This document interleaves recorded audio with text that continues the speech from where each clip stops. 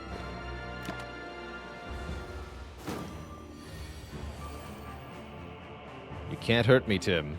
It's over. Completely over for you.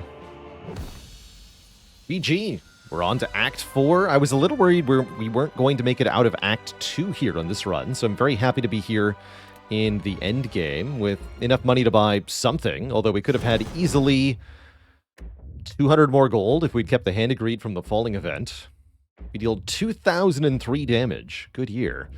The heart squirms and bleeds, but is ultimately still pounding. Have I been here before?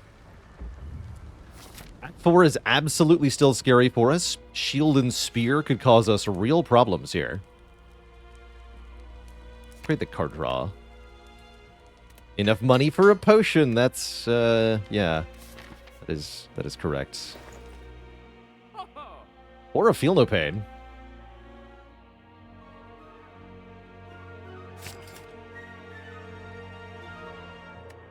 Yeah.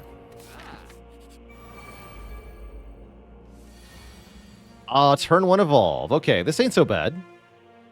This ain't so bad at all. We get to draw 9 cards next turn, thanks to evolve. We do take some damage up front. Nothing we can do about that. And we get Art of War for next turn.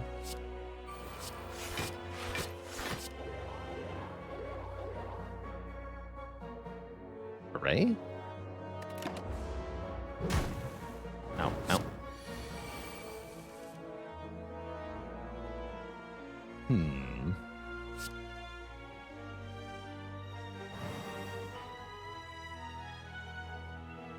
Uppercut, Pen Nib, Whirlwind won't be enough, right? That would be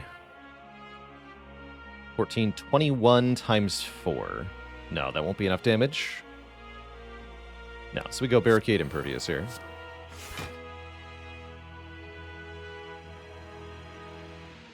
I could play Uppercut, but it might behoove me to not do that.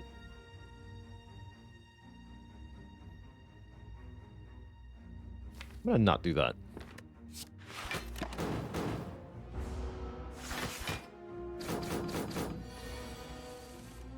Good.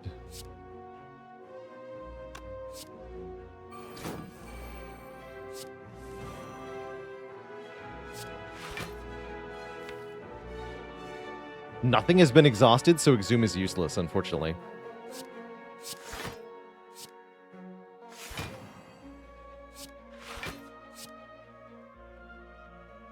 Let's use Warcry to put a wound on top of the deck, so I draw more cards next turn.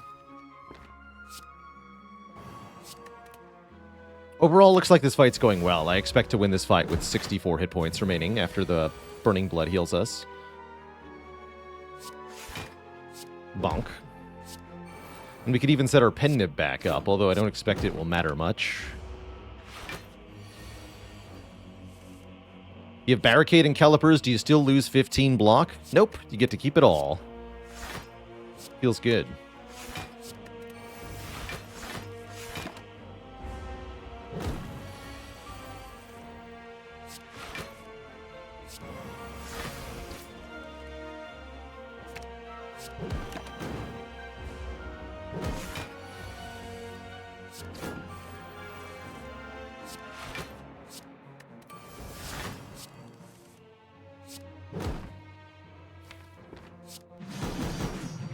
Good enough for me.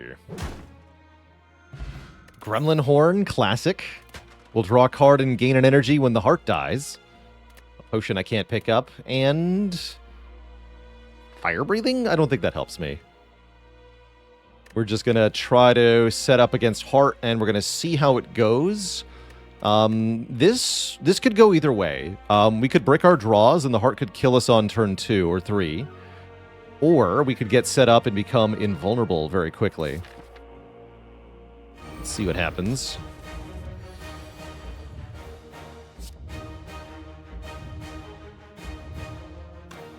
Pummel Strike first to draw 2. I need to know what I'm drawing here. Offering would have been super good. I know, right? Oh yeah, so we can go Shrug. No, let's go True Grit, Evolve Shockwave, lose the defend here. That's a pretty good start. We get Evolve in play before any of the statuses go down, so our draw is going to be okay. And we weaken the heart, which means we'll only take 2x15 and 50 damage from the next 2 attacks, which could keep us alive. Overall, optimistic here. It's going to depend on where Barricade is, though. Hey, that's good. That's very good. Okay, I'm okay True Gritting the Whirlwind here. We go True Grit, Barricade, Uppercut. Gonna take a bunch of damage. We are going to need to draw a good block next turn. We do have the Blessing of the Forge. I'm wondering what we need. Probably gonna upgrade Feel No Pain with that. Why Uppercut? Just so that we keep the Weaken Vuln going a bit longer here. This fight isn't going to be over in 4 turns. So I do want to play Uppercut here.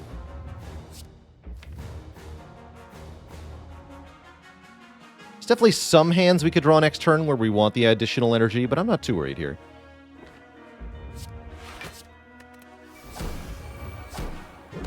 I do go to 32 health, which is not enough here with 50 damage incoming.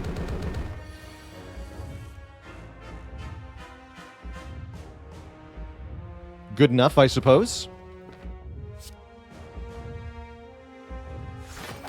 So yeah, we're not Art of Warring anything here. It's fine. 10 health to spare. Arguably ideal. And this looks like a very good hand.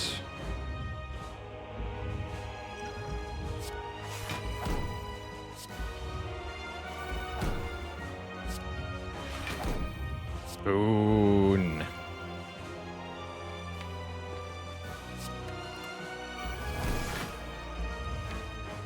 Okay, we get power. Entrench next turn is ideal, actually. I think we might have it. I think that was a really good draw order overall.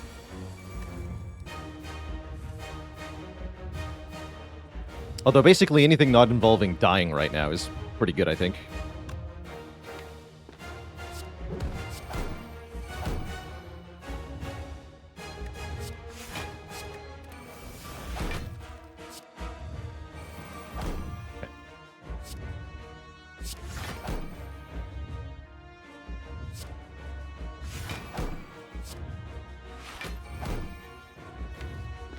$182 block is pretty good.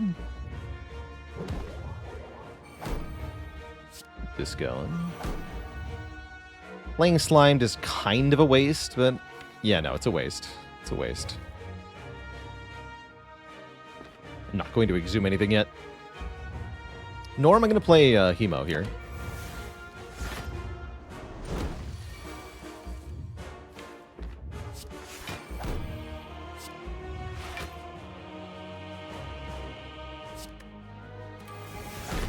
Please stay debuffed, thank you.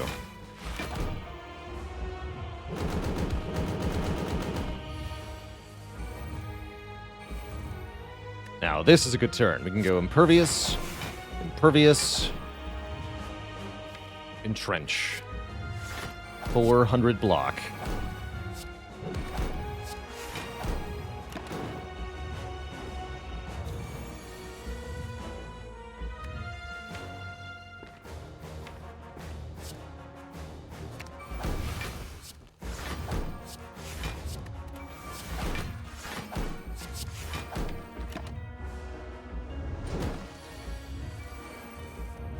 You have a long time to work with here, too.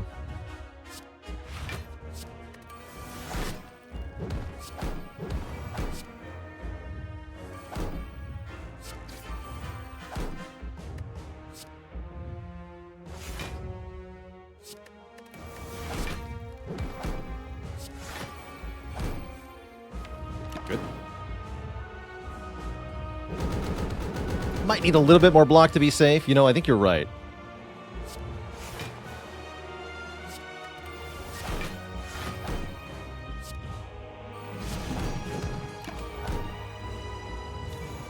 But we go with 902.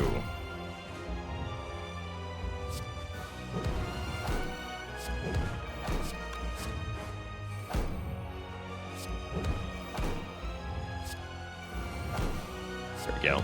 Under 200. So now the next body slam kills.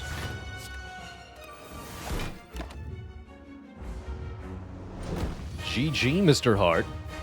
And with some time to spare, no less. Actually, not much time, as the next multi-attack would have been 18 by 15, I think. And then we'd be dead the next multi-attack after that. GG. Make it 4 in a row. Not bad. GG Twitch chat. A very good barricade run.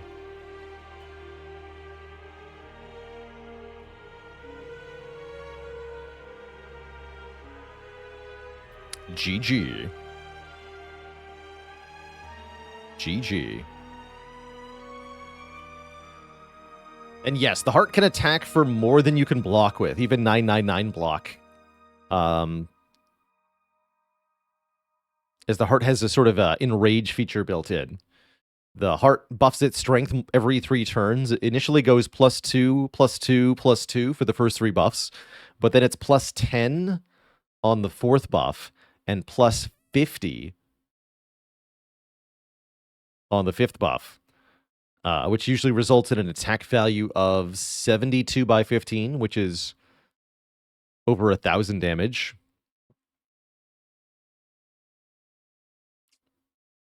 And of course, there is, somebody's asking about the maximum value the heart can attack for. Here's a screenshot for you.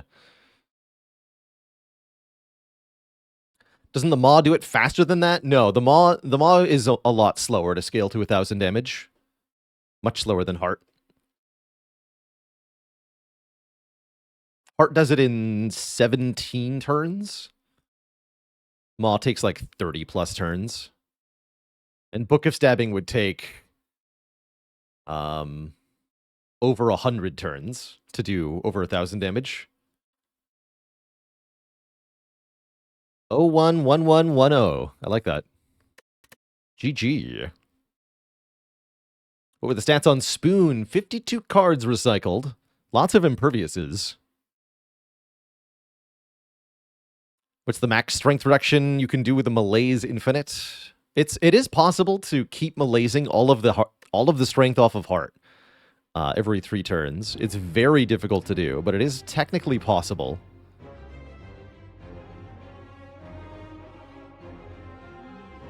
Meow, what has it been done? Spire sleepeth, and so shall I. How was that screenshot done? That was a diverse run. So we were playing with cards from all characters. We got Dual Wield and Wraith Form to make infinite intangibility. And I think we had Frost Orbs to block at the end of the turn or something.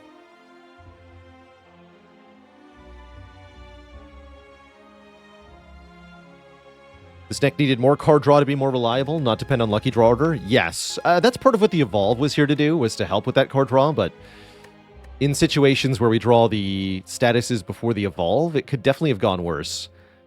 So for example, Heart Fight, if we'd bottom decked Evolve and Barricade, I see us losing that fight easily. We're kind of lucky to have gotten through intact. 4%agon Jr., thanks for the 5 months. Specialist A20 Heart Runs. I'm not sure what you mean by that, adjective noun. Last year we did a challenge called the Mastery Challenge, where I challenged myself to win with a deck that had 2 copies of all of the different cards in the game. Not at the same time, but rather separate runs with pairs of cards, such that we checked every card off the list from the full set of cards. So we had like a fire-breathing deck, and a Shrug-It-Off deck, and a double Entrench deck, and a double Immolate deck, and everything. My favorite broken combo in Spire? I think it's anytime you get Unceasing Top to draw an infinite number of cards is probably my favorite thing. When the Unceasing Top actually works. What other challenges have I done? The ladder challenge. I think we have a link to all the ladders. Ladders? Ladder? What? I don't remember what the command is for all of our ladder challenge wins.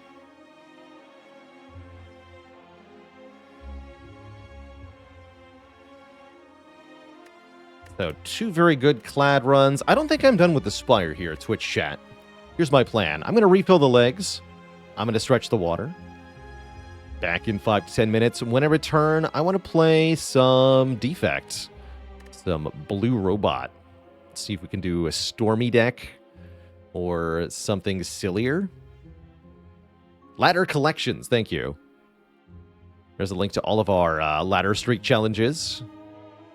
So for those, we tried to win streak through the different Ascension levels, starting at Ascension 1, going to Ascension 20. Usually with some kind of additional rule or restriction. My favorite was the no-skip ladder. We went all the way from level 1 to level 20 in Ascension. Didn't skip a single card along the way. It's pretty cool. All right, back in a few minutes, Twitch chat. When I return, we'll play some Defect. BRB.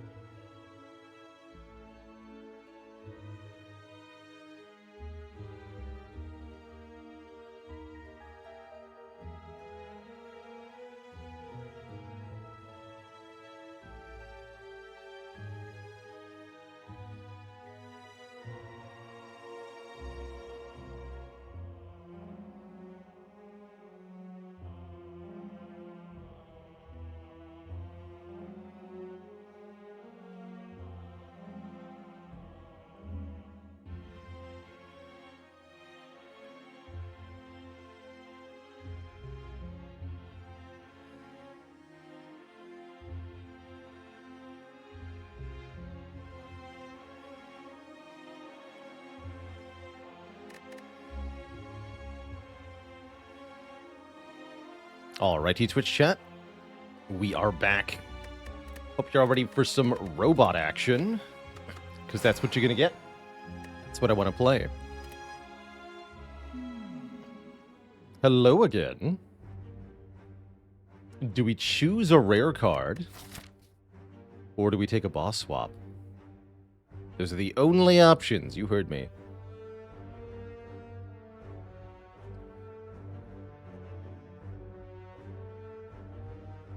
Shop placement makes me want to boss swap here.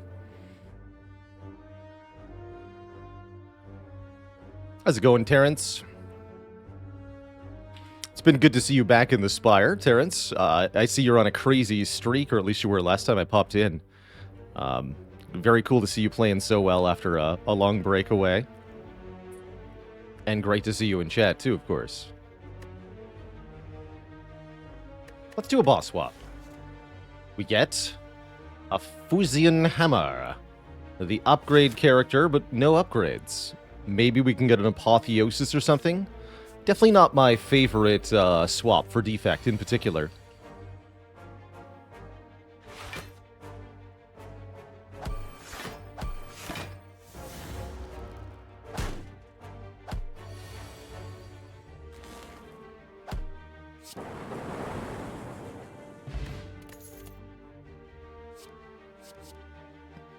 But that's not to say it's unwinnable by any stretch of the imagination. Just not my favorite. Eggs could make a big difference. Apotheosis could make a big difference. Voda says, what's the best conditions to swap as your bonus? I tend to think that you want a flexible path. If you can take a path that has no elites, or you can take a path that has lots of danger and lots of elites, that's when swapping is at its best, because it means you can adjust to whatever you get, no matter what it is. Some of the boss relics help you out immediately, some of them don't.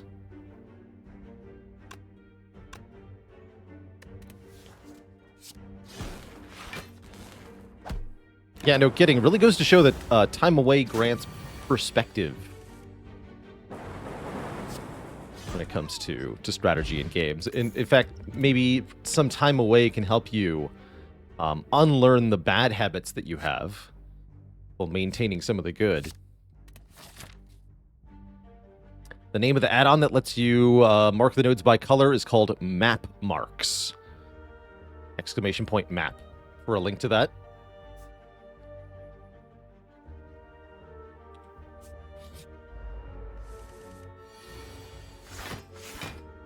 The blockening. Yes, you can also draw on the map. That is correct. Is it Control? Alt?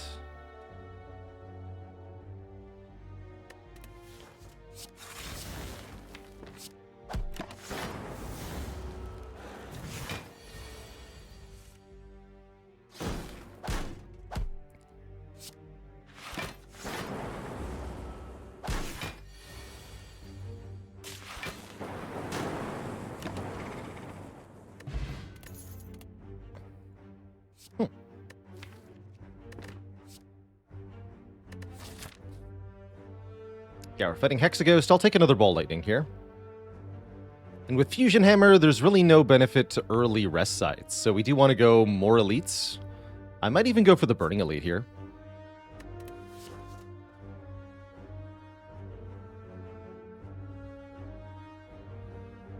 What is it about Defect that makes it the upgrade character? Relatively low base values on their attack cards specifically, as well as a card pool that's absolutely full of plus energy and plus draw upgrades. I think these result in an overall favorance towards smaller, more upgraded decks on the Defect.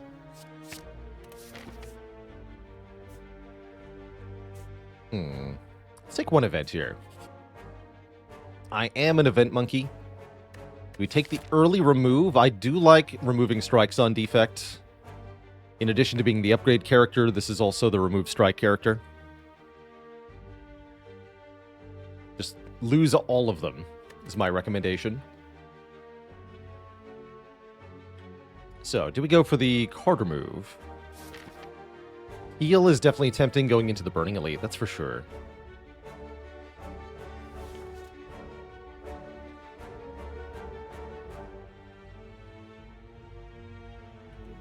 Yeah, Defect also has a lot of powers that upgrade to significantly improve their effect, like Loop, Capacitor, Defragment, just to name a few.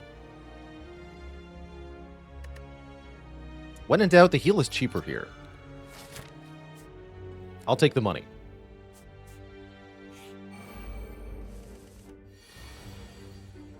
Would I say this is the small deck character? They might be competing with Watcher for that title, but I think both are. Both are good at it. Although Watcher is more frequently going some kind of infinite with a small deck. Defect is not usually going infinite, although they can.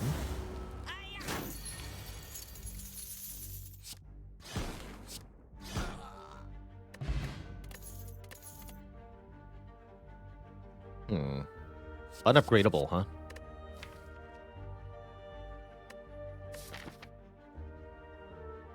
That's a really bad sweeping beam. Panda Tail, thanks for 5 months in the Prime sub.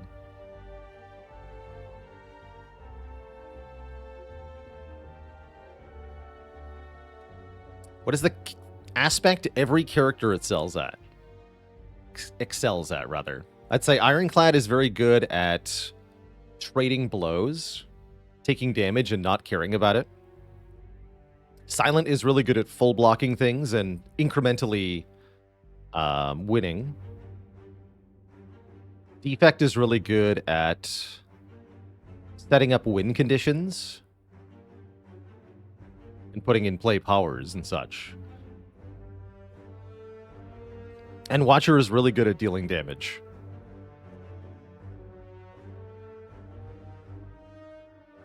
It's not easy being green. It's not easy not being green either, which is what Fusion Hammer is going to subject us to. No green whatsoever. But can we beat the Gremlin Knob? That's going to be a tough time with this draw order. Would have been nice to get Ball Lightning's turn 1, but here we are. Got him turn 2.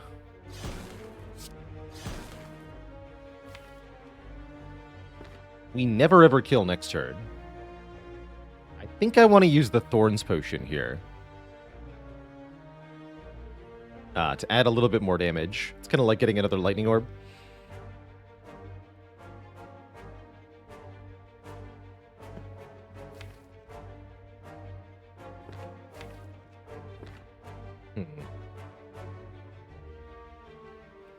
Question is, do we have to play the Zap or not? Currently, we're doing 6 plus 12 from the attacks, plus 6 more from Lightning Orbs, plus 6 more again. This is going to be 9 damage. That's worth it. It's worth it. Okay. I'm not going to play Chill, though. It's a half-decent redraw anyway. I think I also want to play this Cool-Headed. It does make us take more damage, which is definitely unfortunate. But we get a potentially useful draw, yeah. And a little bit of block. Alright, that Thorns Potion didn't end up mattering, but we didn't know how that was going to shake down there. I'm not sure I can take the next Elite, unfortunately, but we do get a Seek, which is awesome, even if it is an unupgraded Seek. Forever. Put any card from the draw pile into our hand. Yes, please. Uh-oh.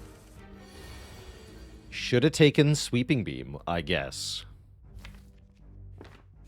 That's alright. We got Chill for this fight. Chill ought to be enough here.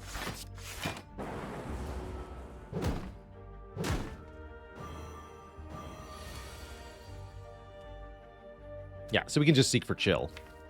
And we're fine.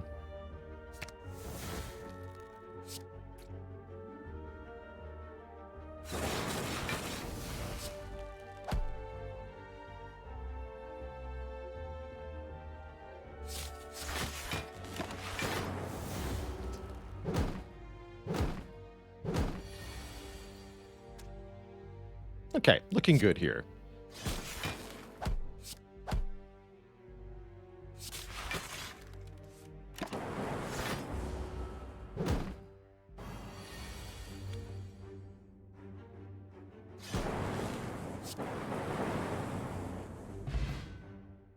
Another potion.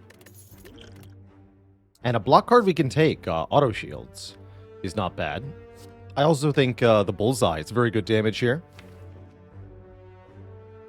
Bullseye is great for amplifying the ball lightnings, which would be particularly useful against Hexaghost here.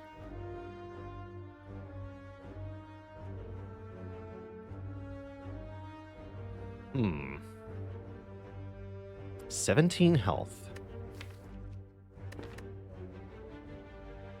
Against Sentries or Lagavulin, actually. If we take the Auto Shields, I think we can go this way and still get our 2 more elites to sacked. We'll get plenty of healing from these 2 nodes. And we should be able to survive this fight, because we have Chill, good block, and a speed pot. Yeah, we should be able to be fine here. Let's do this. I'm not afraid.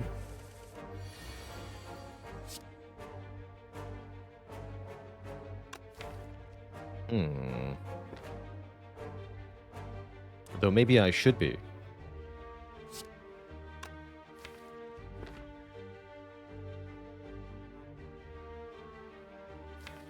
I think this might be Zap, Dual Cast, Defend, Defend this turn.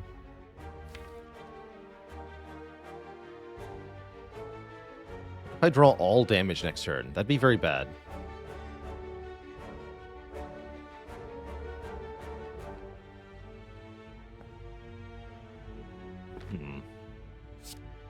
Maybe skip the dual cast. Cool-headed.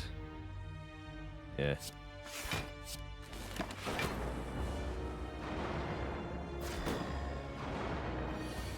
Okay, we do get Seek. That's pretty good. For Chill here.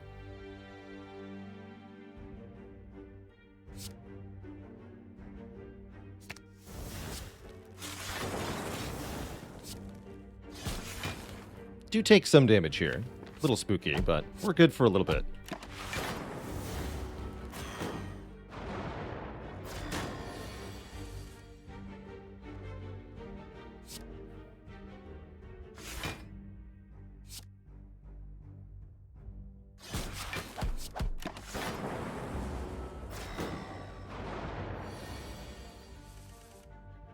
Thank goodness we got dual cast here, so we full block this hit. It's a bit spooky from here on out, though, with only 11 health. I have no idea how this is going to shake out. Definitely skirting close to the line here. So far, so good.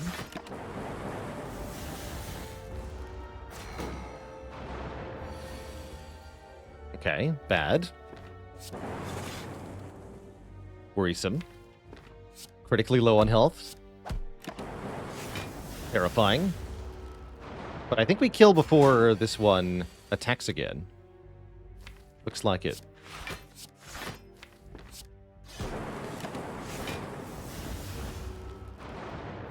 So we just barely survive on 3. And we get to heal for quite a bit here. 10 block turn 1.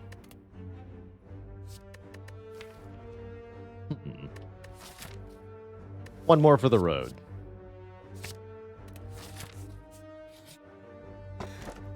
And a Stone Calendar. 52 damage at the end of turn 7. Also good against Hexaghosts, so I'll take it. We get heal 15 at the shop. And buy an Echo Form. Oh no! There is an Apotheosis in the first shop, but we couldn't quite afford it. But I'll take Echo Form and be okay with that, I guess. Yeah, that seems fine. Seems totally fine.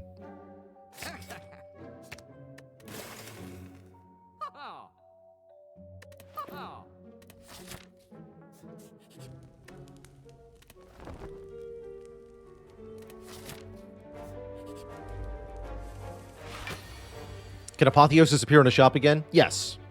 Yeah, cards aren't like relics in this regard. Can totally appear again.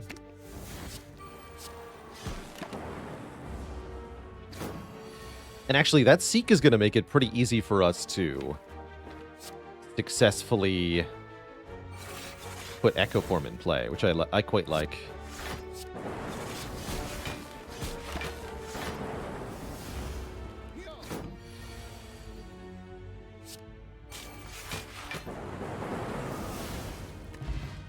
Does kind of encourage us to take something like a self-repair, too. Although I'm not sure about that. How do I feel about Static Discharge? It's kind of interesting.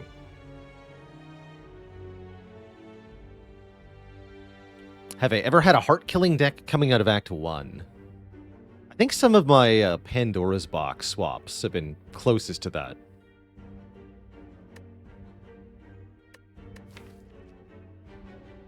I guess Compile Driver is fine. Draws cards. Seems good.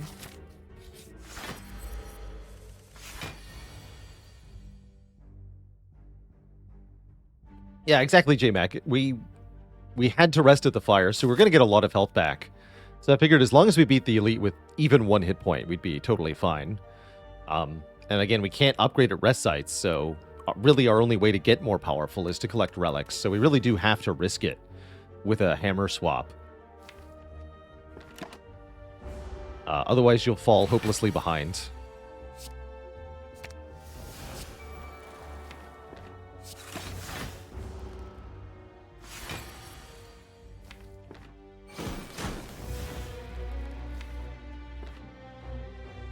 I want this Frost Orb for next turn, so I'm not going to play Ball Lightning number 3 here.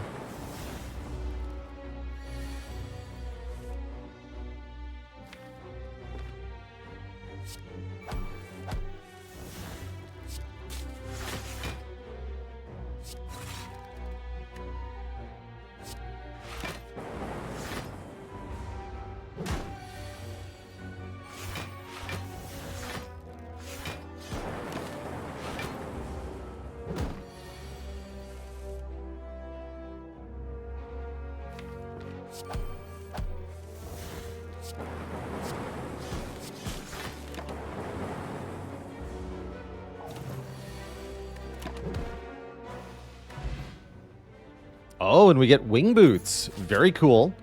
That allows us to teleport around the Spire. We can ignore paths when choosing the next room to travel to, up to 3 separate times.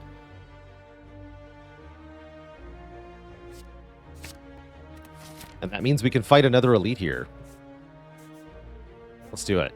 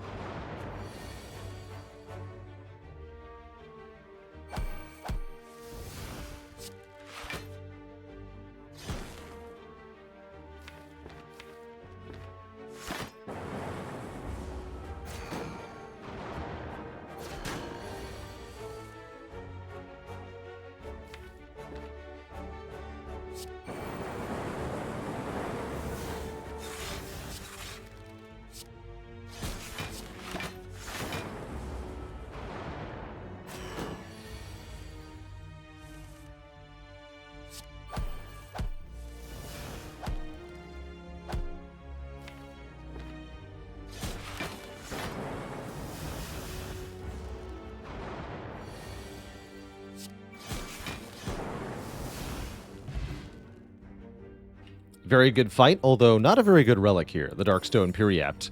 It gives us max health for taking curses.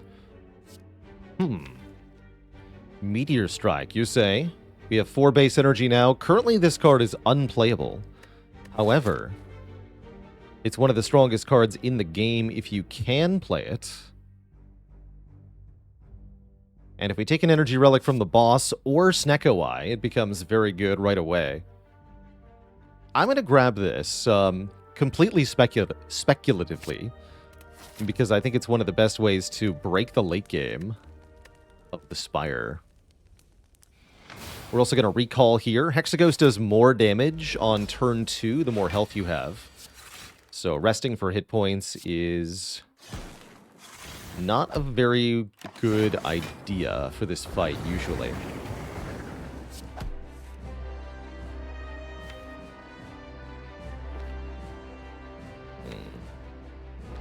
Let's just block this hit. Get Echo Form in play next turn or something.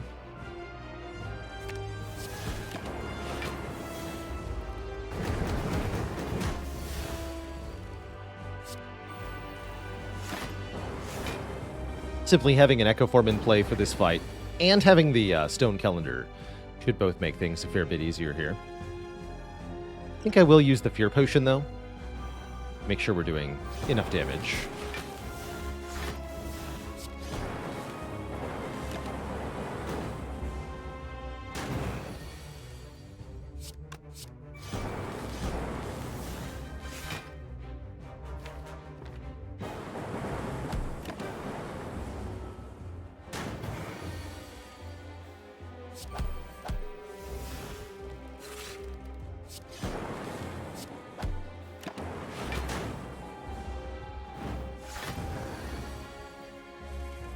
Stone Calendar.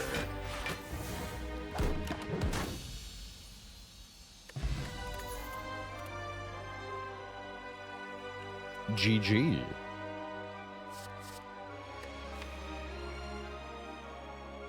Some interesting rares here. Most of these would feel a lot better if we could upgrade them. Like Fission, for example.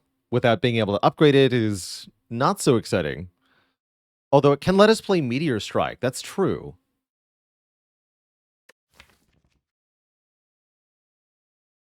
It makes Compile Driver pretty bad. I'm rather tempted by Hyper Beam as an Act 2 answer here. Particularly with Echo Form. This can just kill everything in a fight. Or with Hologram, too. Yeah, I'm going to take Hyper Beam. Although Fission is kind of interesting. Future Fusion Hammer? How about Slaver's Collar Fusion Hammer? That'll give us 5 energy during boss and elite fights, so that we can play the Meteor Strike. Or its Tiny House. No rest sites, no problem. I'd prefer to be able to still, you know, rest at rest sites. That does sound kind of nice, especially since we've already recalled. Let's take the color. Let's take the color.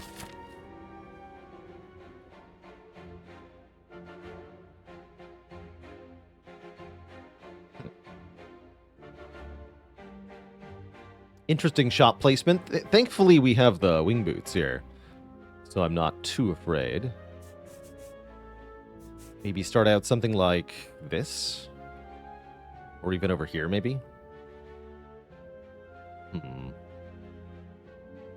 Not sure how good we are at fighting elites to start.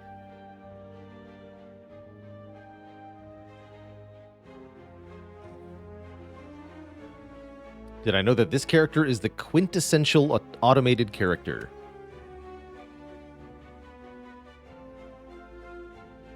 He's the de facto robot. How do I ban my own mods?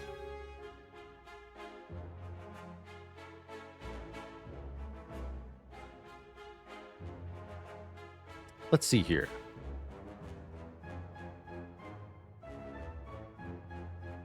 I think this is still the path I want to take initially. Let's just see how it goes.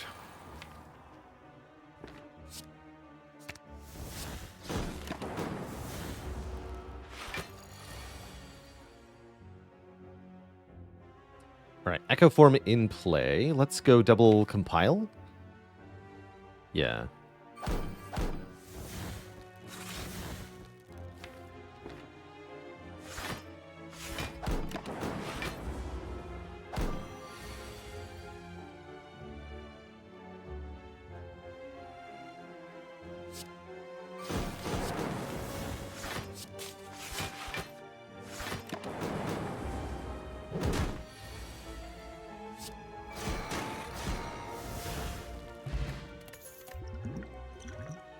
Free max health, I like it. And an upgraded algorithm in a deck that has an Echo Form. Wow. This will grow into a huge block card very quickly, giving us total invulnerability for one turn. I like it. I like it a lot. Uh-oh. Auto shields, we've been betrayed by the boat thingy. Terrible.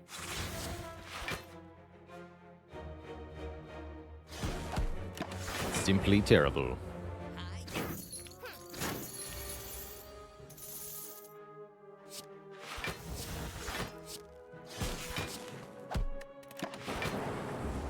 Ouch.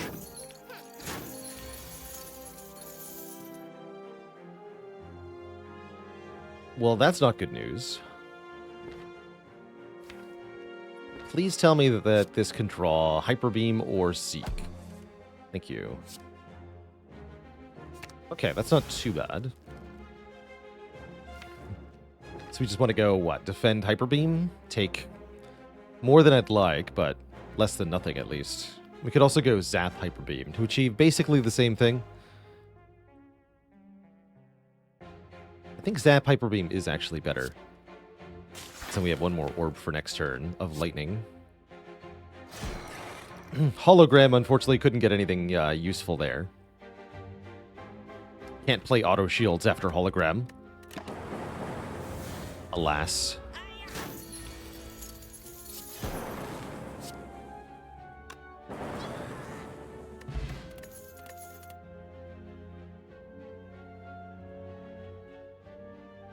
Unupgraded commons, not so exciting here in Act 2. Probably won't be taking most of these types of cards, although I will be okay with one beam cell here to make our Meteor Strike and Hyper Beam work out a little bit better. You could take Max South for a relic, but I'd rather just have the relic. And what a relic it is. The Toy Ornithopter. We are now rewarded for not drinking that fruit juice. As it should be.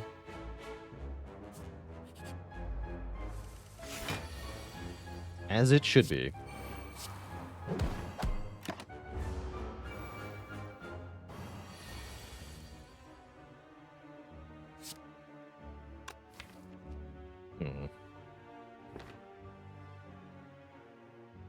Hoping we can kill the bird with a double Hyper Beam.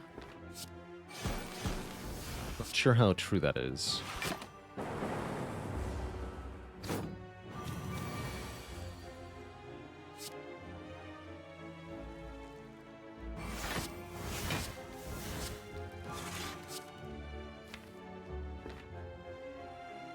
Not true at all if I don't play the Hyper Beam, I suppose.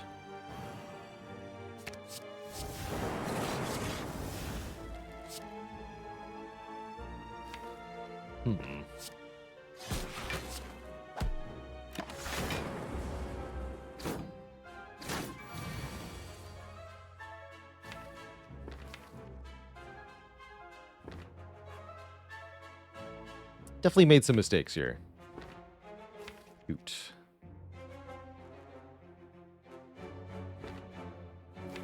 We're not going to be able to draw the Hyper Beam.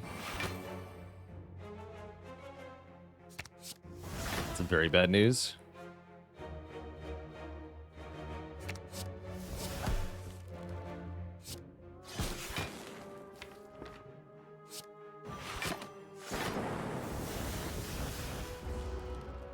Bad enough that we might be dead.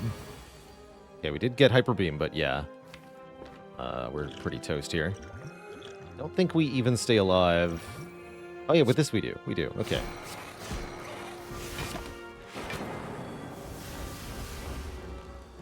Not the first time today Chosen has absolutely bodied us. Angel Dominance, thanks for the 11 months and the Prime sub.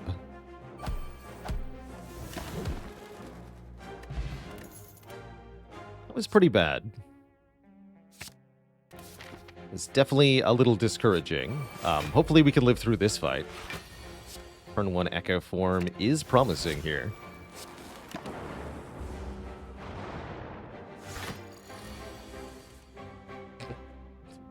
I guess not. That's quite a draw. GG, I suppose.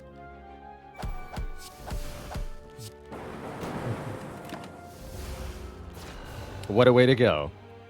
Can't say I'm too surprised. Like I said, it is very common that in Act 2, the Fusion Hammer just completely falls flat because you have no upgraded cards.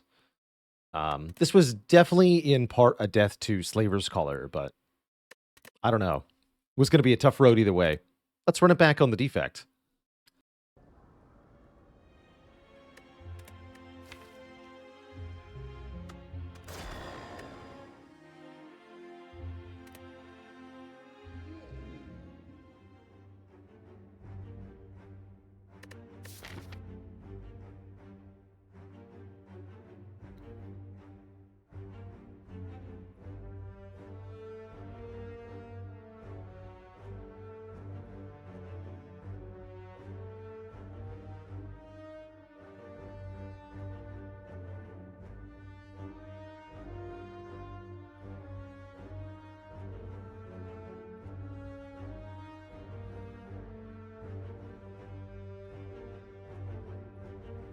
Pedro Biagioni, thanks for 25 months of support. Not being able to play Meteor Strike was definitely also part of what went wrong there last run. We got so close. I was hoping we would at least make it to our first Act 2 Elite, but didn't pan out with those fights. That Stinky Chosen. Act 1 looks like a hot mess, unfortunately. Guess I'll take a rare relic. We get a lizard tail. That's kind of nice.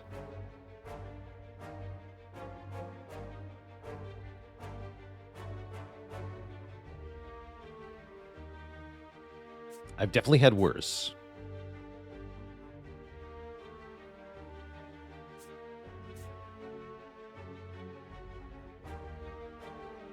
Yeah, something like this.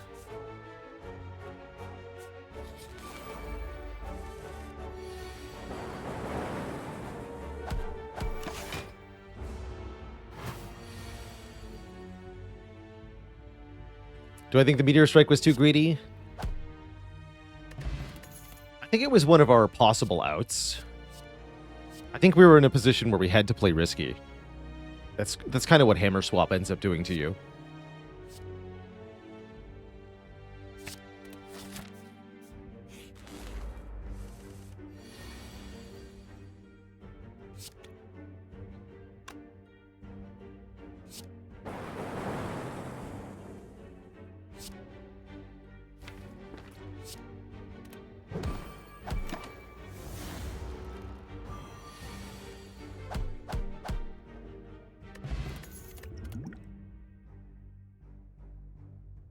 I like Rebound Auto Shields as the first two cards. I think it's actually a really cool pairing. You can use the Rebound to put the Auto Shields back on top, which is exactly where Auto Shields wants to be.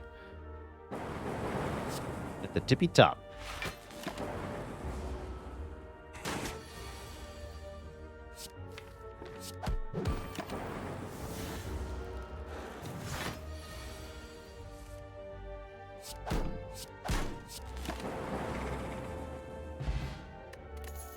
Cultist Potion can help with an early elite. Definitely makes Rip and Tear a good card to take here. This does 7 damage to a random enemy twice, and is a very good card for tearing through early elites. Might even be good enough of a combination here to let us take this elite. And we have the safety net of the Lizard Tail, so I actually quite like that. How's it going, Skeleman? Current Ironclad streak is at 4.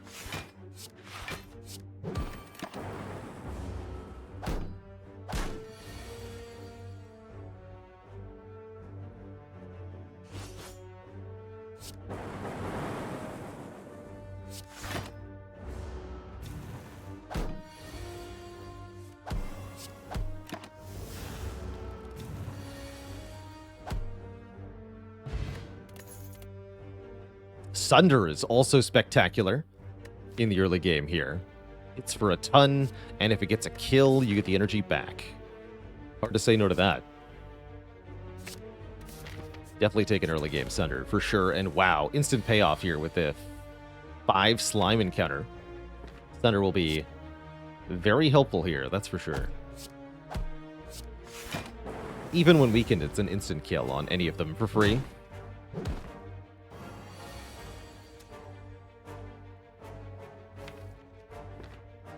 If only we would draw it. Oh well.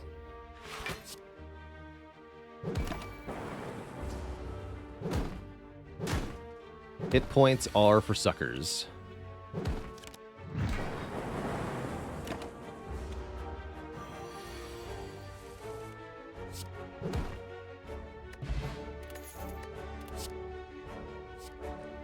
We've had first Sunder, yes. What about second Sunder? I am somewhat down for a Steam Barrier. I like this card. The zero cost block always feels nice. And the fact that it decreases in power usually isn't relevant to me. Let's take one Steam Barrier. I think it will make life a bit easier. Blessing of the Forge also pretty strong. Is it as good as Cultist Potion? Easily, actually. Because it makes Sunder do 8 more damage. So, forget Cultist Potion. Go Blessing of the Forge Dupe Pot here.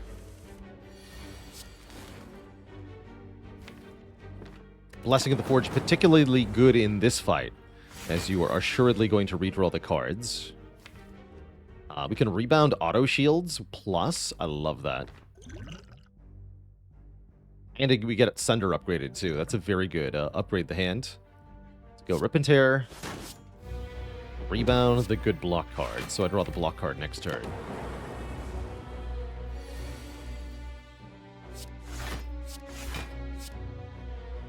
Blah.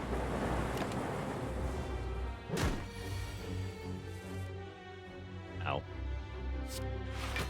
Well, that almost worked. Almost, but not quite. 1824. It's actually more damage to do Strike, Rip, and Tear dual cast than it is to do Sunder here.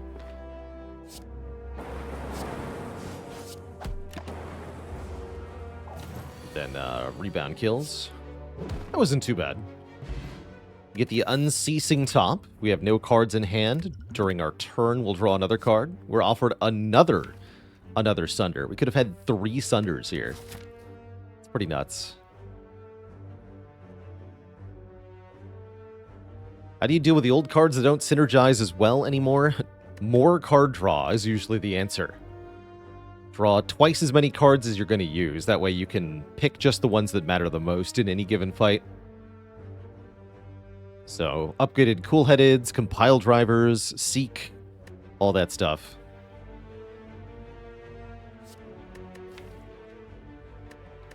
Do I want a Chaos here? Not really. No, not really. I'm going to upgrade Sunder? Yeah, because I have a Dupe Pot. I'm going to skip these. Feel the Sunder. Be the Sunder.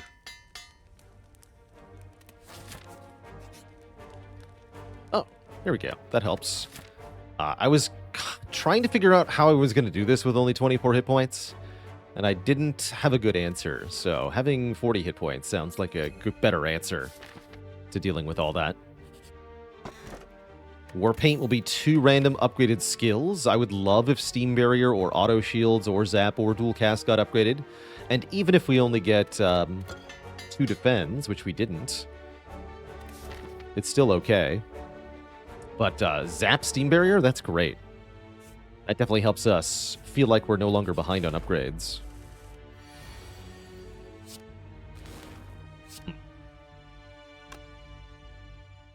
So, I'm using a potion, huh?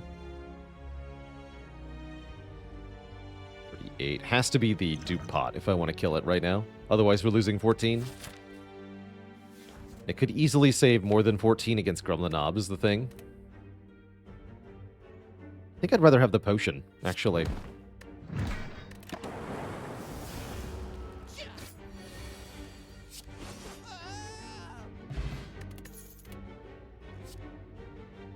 Yes. Yes, to Glacier. Big yes. Big old yes.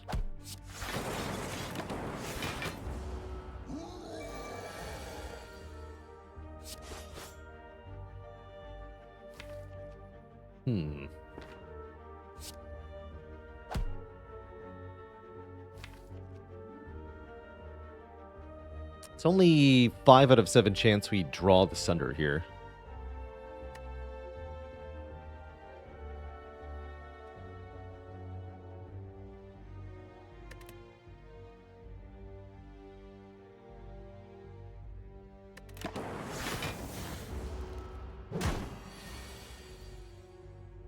Alright, that's good. That's good.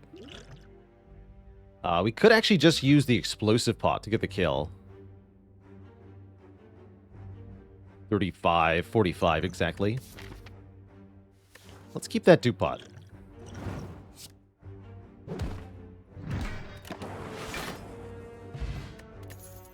Get some more health. Get a buffer. I'm going to click the buffer. Buffer real strong. Prevent the next time you would lose health. Upgraded next 2 times that you would lose health. Pretty absurd.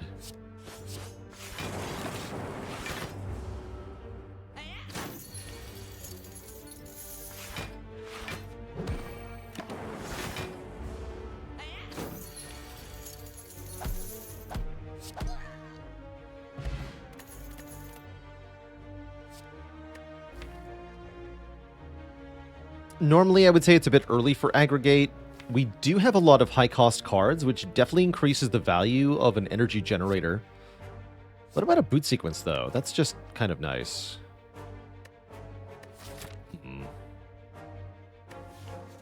I want the energy card. I think this is a bit premature, like I said. But as we get more card draw in the deck, it'll get a lot better. And actually, with the Unceasing Top, it can do pretty good things.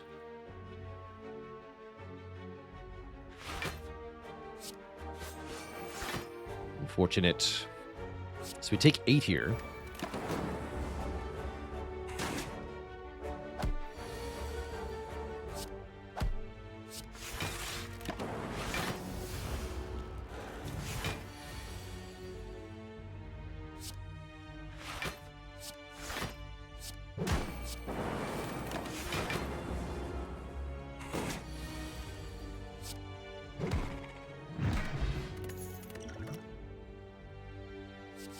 Defrag is here. We already have a excuse me, we already have a Glacier, which makes it quite good.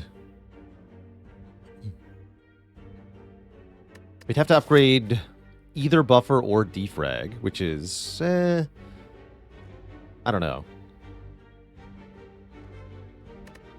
Could go either way. Although I'd probably do Defrag first. Reboot is a little tempting. But no, we should take the first focus we see. Yeah, buffer upgrade is not that good going into Hexaghost anyway, right?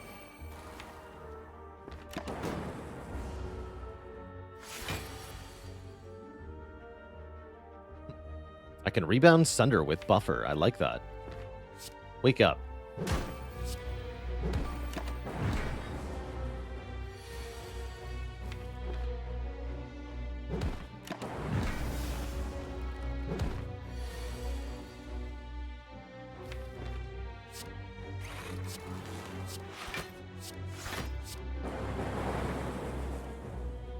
It drew a card. Amazing.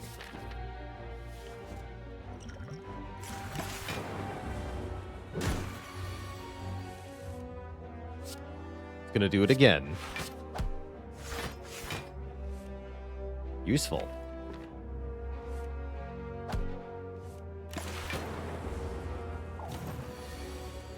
Bonk.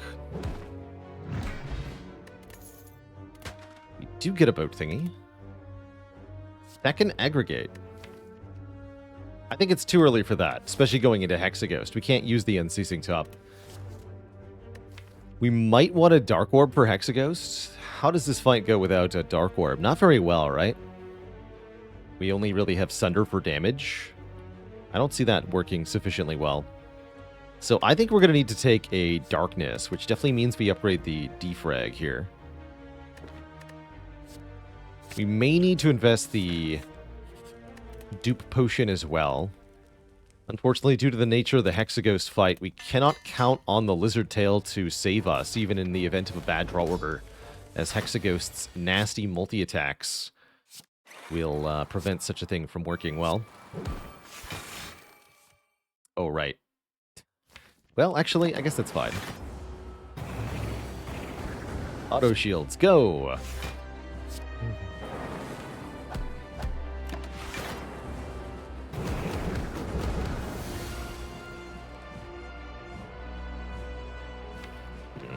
Which is more damage between Darkness and Sunder? I think it might actually be the Darkness here. More than 32 damage.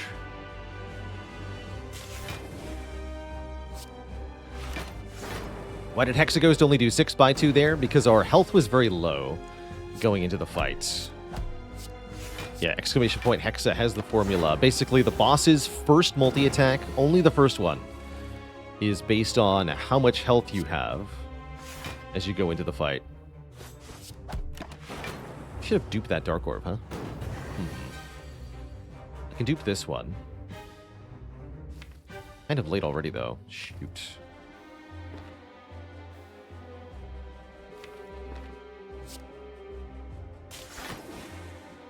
Is it possible to die on turn 2 of this fight? Yes, it's possible. Not by having the boss normally attack you or anything, but if you, for example, enter Wrath as Watcher, you'll die.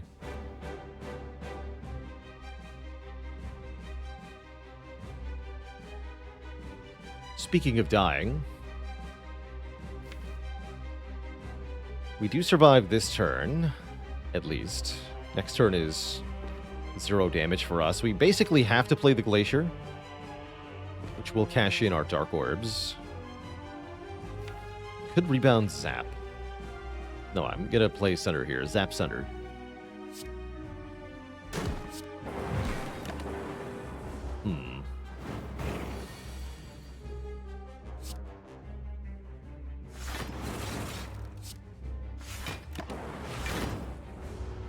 See how this turn goes. Okay, well, that looks good to me. Nice.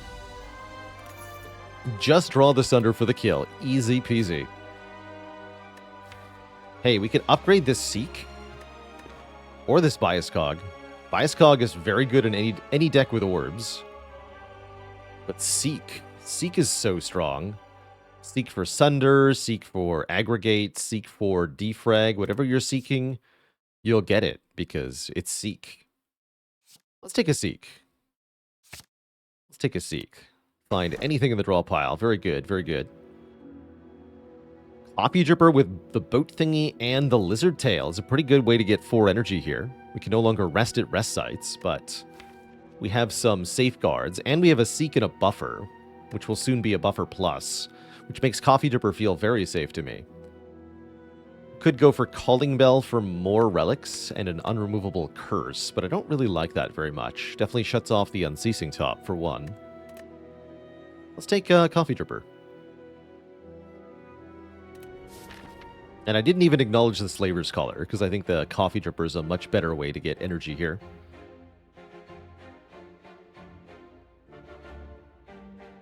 And then we can do 2 elites, or we could go for the Burning Elite with more upgrades. Cute. Also, this maybe? Although I'd like to go to a shop first. Let's do that.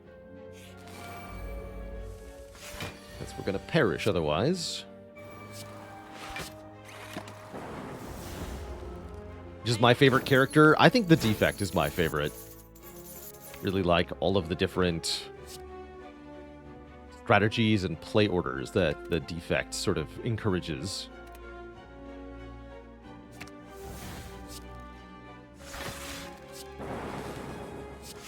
Get him. I want this one to be in Sunder range now.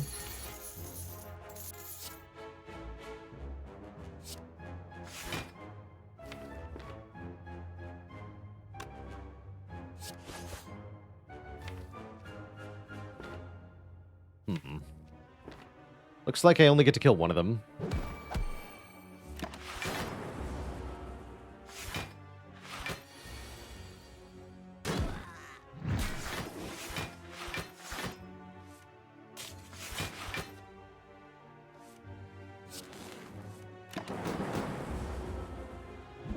Bye.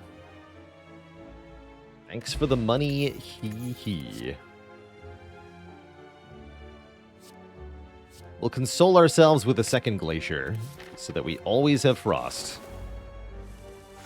Even more block. Surely this is the answer.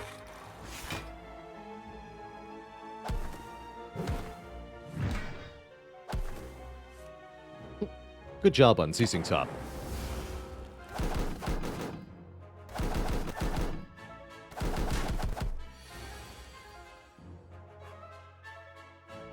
Bad job, deck. You drew the wrong order. Again.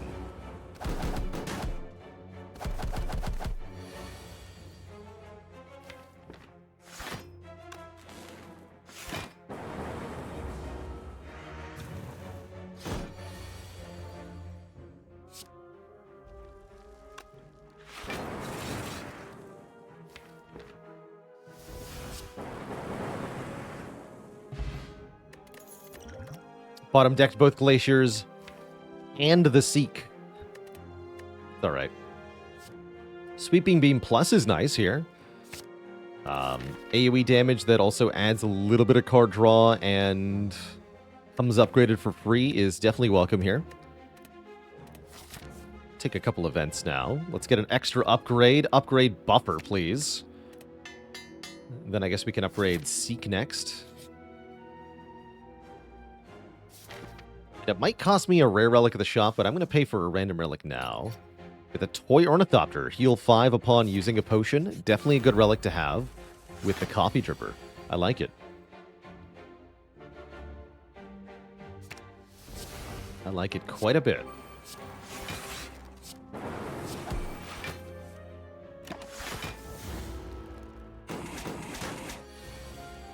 Does draw 1 actually count as card draw? It definitely makes a difference. That's what I've learned. It definitely makes a difference in how good a card is. It's not always useful to draw, but it is useful.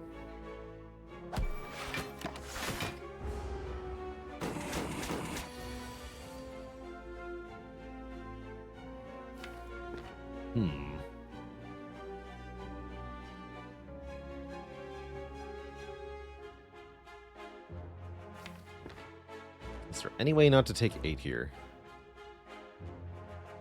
I don't think there is.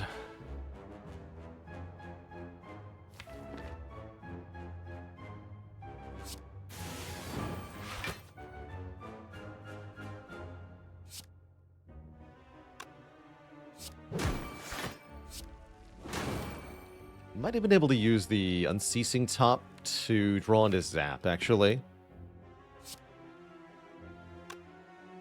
That might have been a play. Although, even if I could evoke this, I still wouldn't block the second hit, so it wouldn't actually matter here.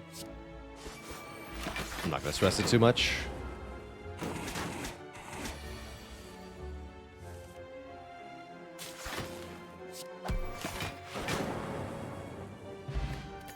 Get 5 hit points in the form of an energy potion. I'm going to take a hologram to get a card from the discard pile. It's one of my favorites. The Defect has, for sure here. And I definitely don't feel like I'm going to fight this elite. Let's go to the rest site and upgrade our Seek to be 2 cards.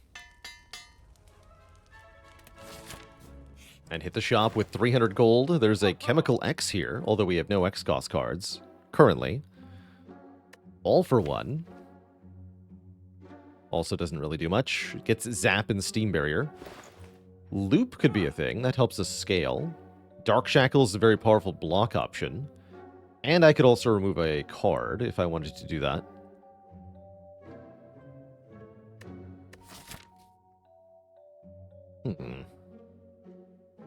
That does feel sort of reasonable. Yeah, Loop is amazing with the Dark Orb, too. It's a good upgrade as well. Do I think we can go this way? I'm going to say yes. Let's try it. Dark Shackles makes me a bit more confident.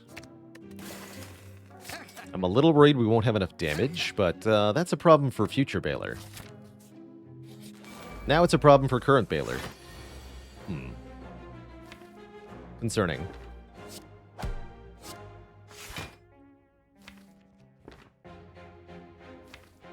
I guess. Artifact Potion does nothing in this fight, so we'll have to look for a good Energy Potion moment. This is probably it, so that I can play Glacier and Sunder.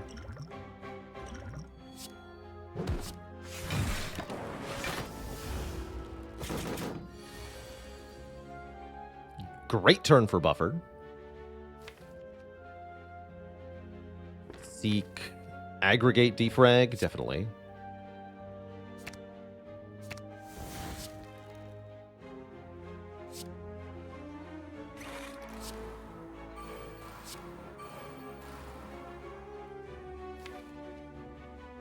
Yeah, that way when we play the Glacier, the Dark Orb's back in front. Seems good.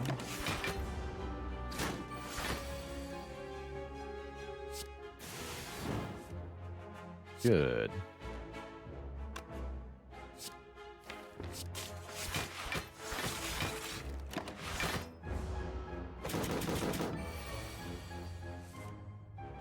And we actually get the single stab on this turn. That's kind of cool. Although I could full block it, right? Yeah, that's 24. I do, however, have Unceasing Top available if I play the Zap. But Dual Cast will kill starting next turn, so I think we should just stop our turn here. Dual Cast was the top card. Instantly rewarded for not playing Zap. Wow. That went well. We get a meal ticket, healing us when we enter a shop. Good with the coffee dripper. We get an Equilibrium, one of my favorite Defect cards. Block a bunch and Retain. Although we could also take Turbo for more energy. I'm an Equilibrium lover. Yeah, what an easy video game this is. Ain't it? Do I want a T-set?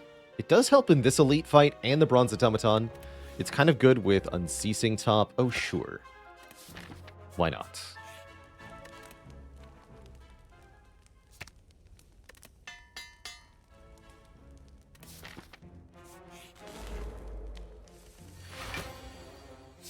Excellent turn 1 aggregate. We have 10 energy. Surely this will work.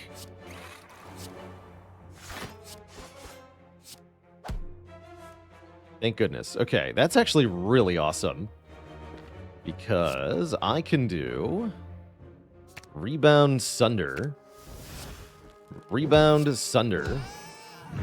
Sunder this nerd as well. Sweet. Sweet turn.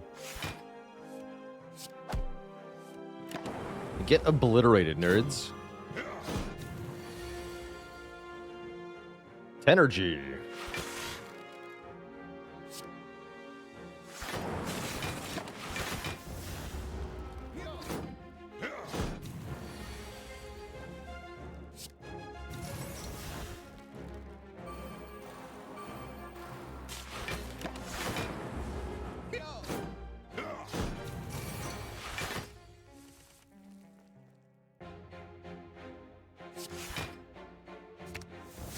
Xaxes. Great fight. We score a Shuriken, giving us strength for playing 3 attacks in 1 turn. We can take a second copy of Loop. That seems like real scaling. I'll take that.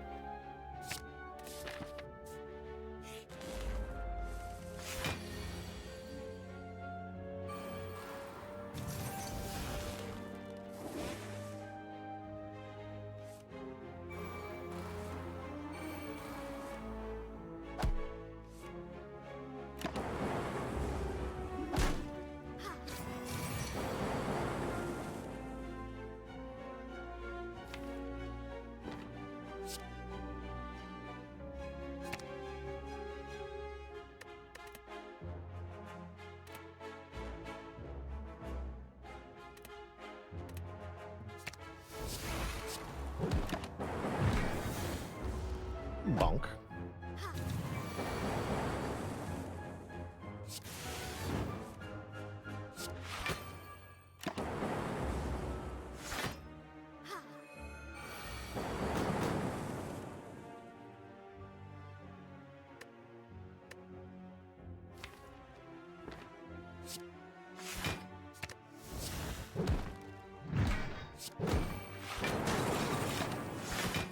fight.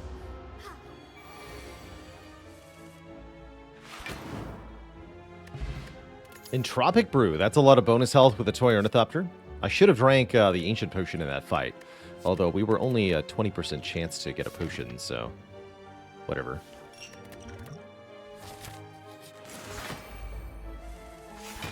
Ancient Potion would have been good in this fight. Glorious.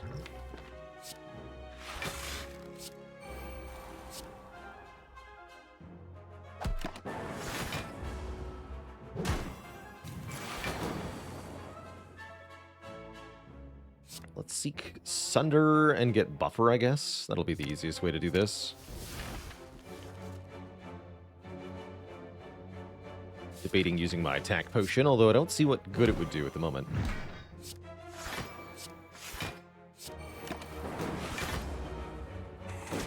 How would I rank Claw as a card when I have Shuriken? It moves up to like a C-. It does get better.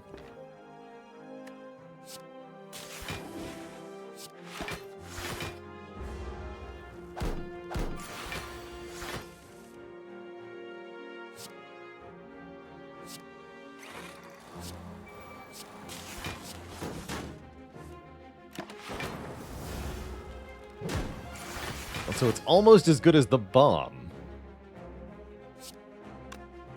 My god, that's true.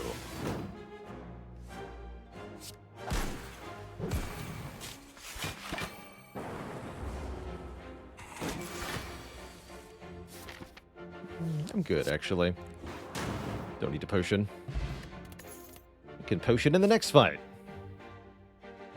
I'm gonna grab a rainbow here. 3 orbs for the price of, well, 2. It's a nice way to fill up the orb slottage.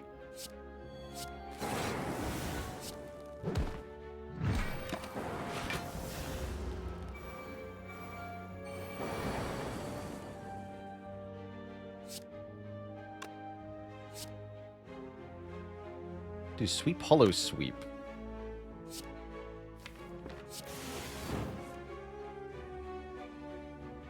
What about Sweep Strike Glacier? That's even better.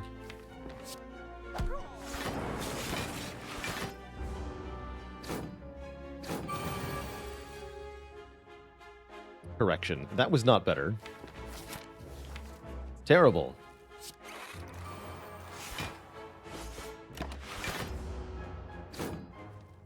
No.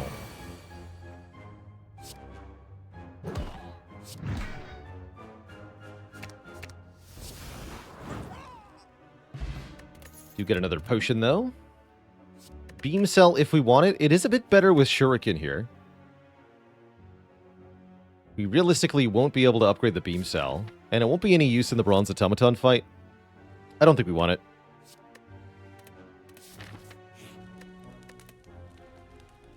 What we want is the other loop upgraded, I believe. Yeah, I think that's the most important upgrade going into Automaton here. Not afraid of Automaton, we just play Buffer to block Hyper Beam for the most part. Shouldn't be too hard.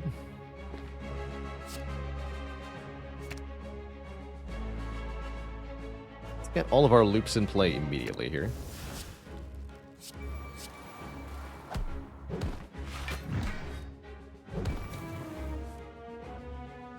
I'm not going to play that.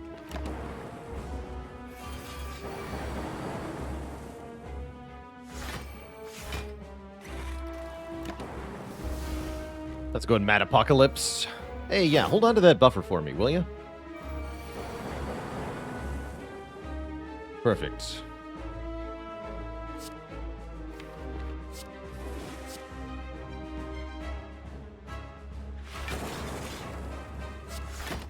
I should have played Dark Shackles on the Automaton, though. Just get rid of it. Removed it.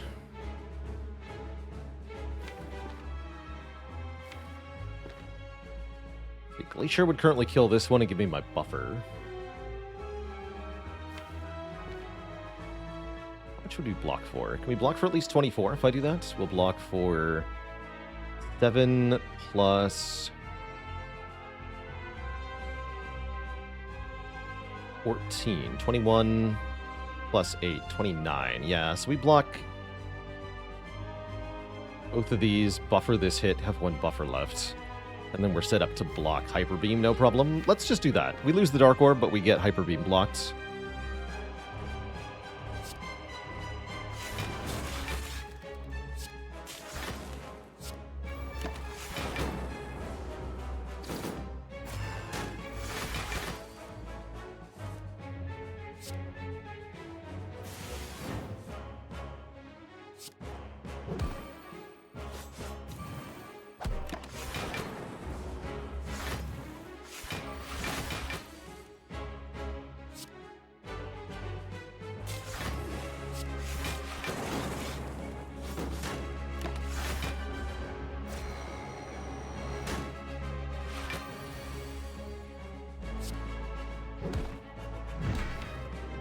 All right, we can hologram this dual cast. Let's do that. Give it some more loop power. 86 times 2. Actually, more than that, because we can retain it. 126 times 2. GG. That's called a win con right there. Another buffer. I don't totally hate electrodynamics as a way to solve AoE fights Act 3, but we have Sweeping Beam, we have Sunder. I'm not afraid. I will just take another buffer.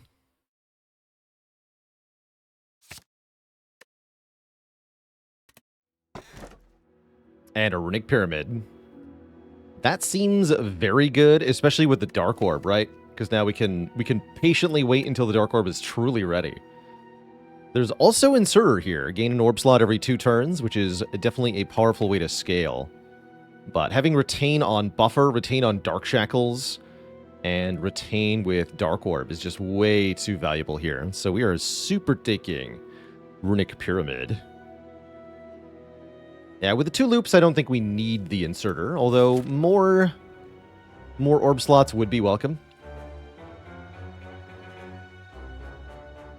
All right, Twitch chat, before we jump into Act 3 proper, I do need a very quick bathroom break here, so I'm going to refill my water and relieve myself briefly, and I will return momentarily to play Act 3 of this run. Please, Twitch chat, don't go nowhere. I'll be right back.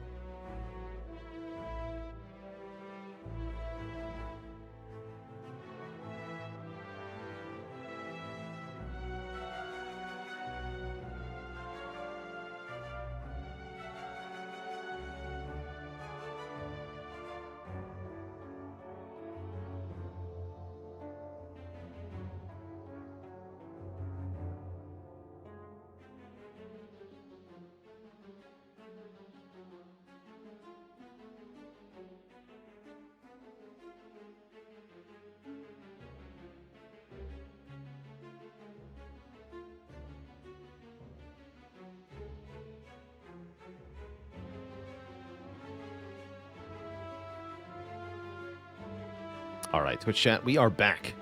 And I'm ready for Act 3 of this Defect run. Did I consider taking Capacity Potion over Entropic? No, not really. It's true that it could have been a good late-game potion, but currently I'm feeling like I want potions to get me through Act 2, / more potions in total for healing. So I didn't think I wanted that Capacity Potion very much, basically. Unceasing Top, go!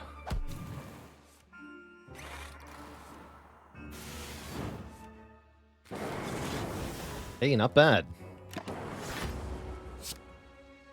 Oh, and we get to keep the last card from the top, too. That's right. Excellent news.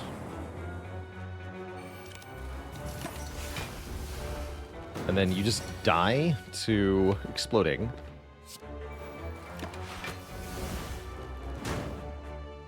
Cool. Okay, Focus Potion I'll take. Focus Potion's definitely good for the late game here.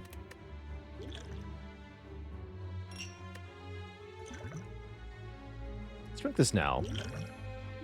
Double Focus Potion. Let's do it.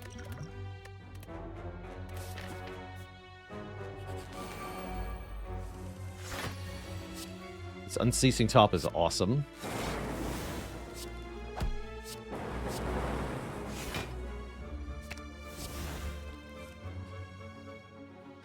Fair enough.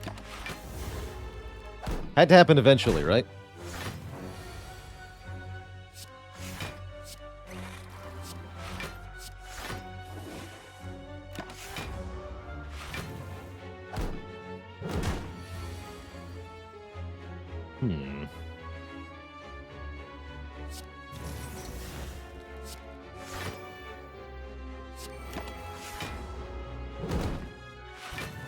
Does Entropic Brew work with Sozu? No. If you drink the Entropic Brew, you get nothing. It's a sad time.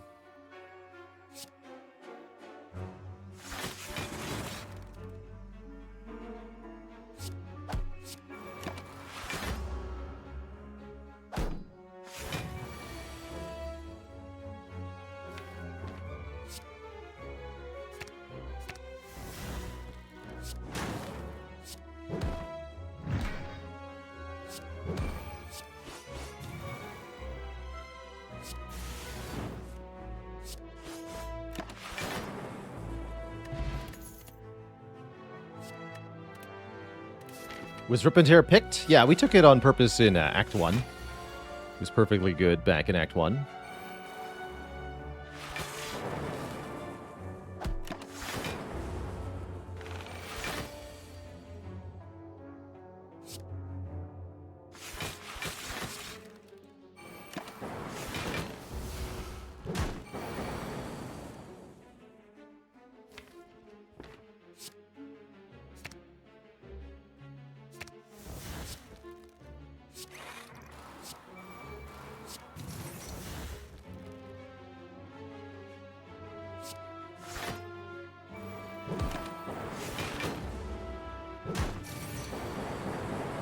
One buffer left. A little spooky.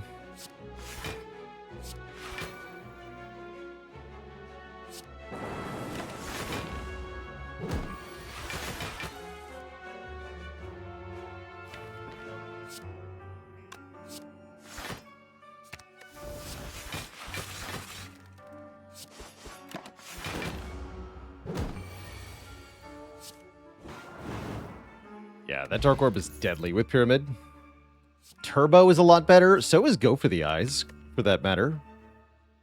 Go for the Eyes is spectacular with Pyramid. Feels like we have enough energy most of the time. Let's take a Go for the Eyes here. It's a nice Shuriken card, too.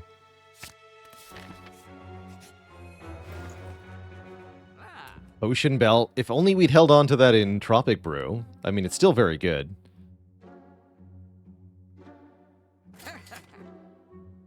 What about Heat Sinks here? Draw a card when we play a power? We don't have that many powers, but we have a few. It is on sale. Prismatic Shards here, but are we going to buy it? Certainly not now.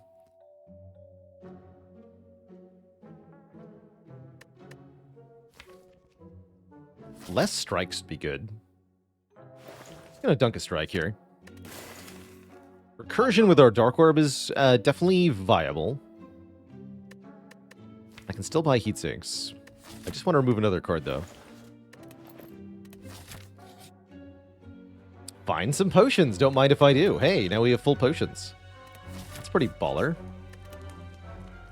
Pretty badass.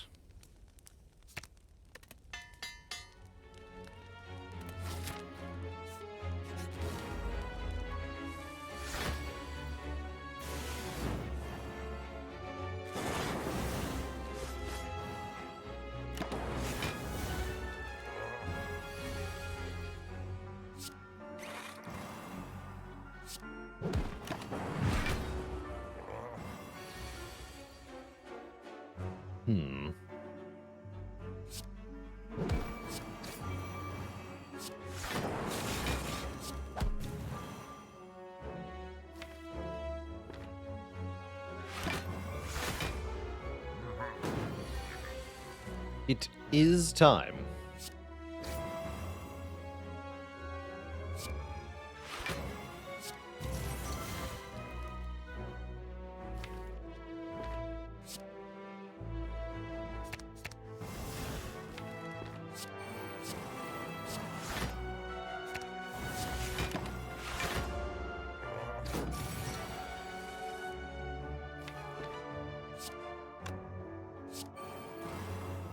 Don't mind me, I'm just buffering over here. Building up a superpowered Dark Orb. You know, the usual.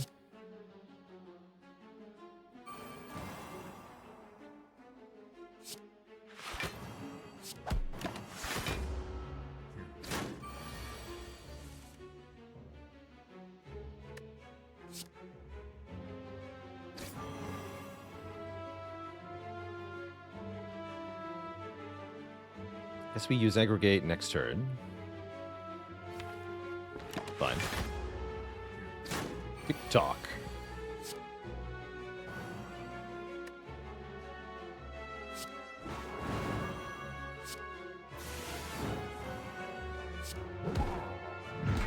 Nice fight. Third Glacier? Probably not, because we do need to keep the Dark Orb around.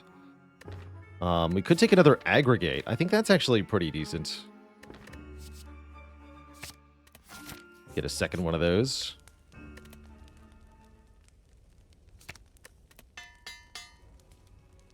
want to upgrade Hologram. Not sure about that.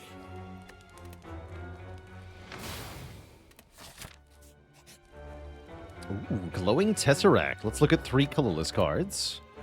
Flash of Steel's pretty good. Finesse is okay. Enlightenment is good. Enlightenment can discount cards in our hand. Big time. That's not bad. Good Instincts is okay. Probably just going to go Flash of Steel Enlightenment here. Deep Breath combos with Aggregate. In a way, it does. Yeah, in a way. Balance not found. Error. Error. Balance not found. Dark Shackle's not found either.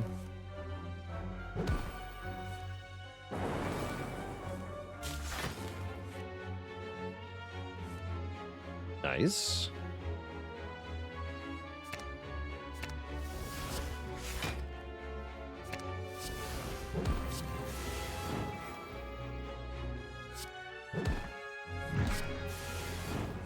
Shuriken putting in work.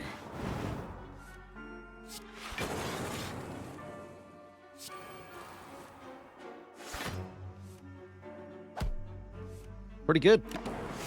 Pretty good turn 1. We did 100 damage. We got buffer set up. We gained 2 strength. Can't complain too much about that.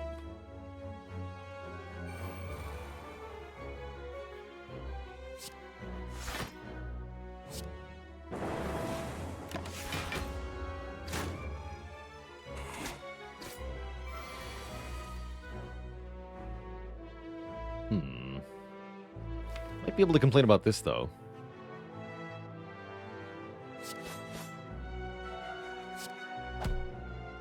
This is not too bad.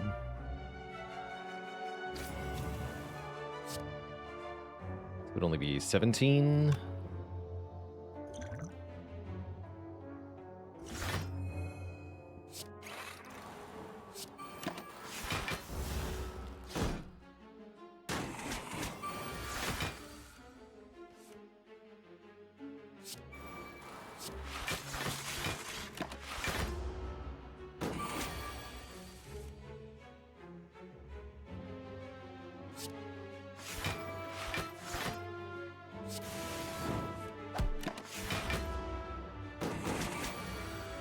$100.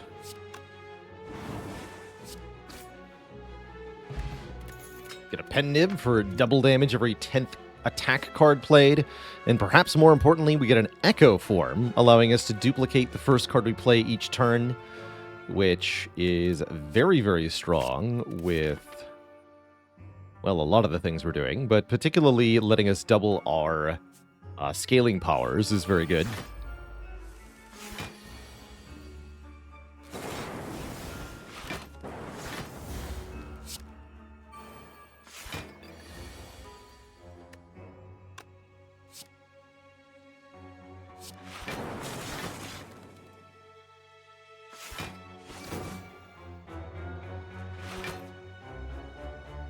I'll risk it. Risk it for the biscuit. Biscuits.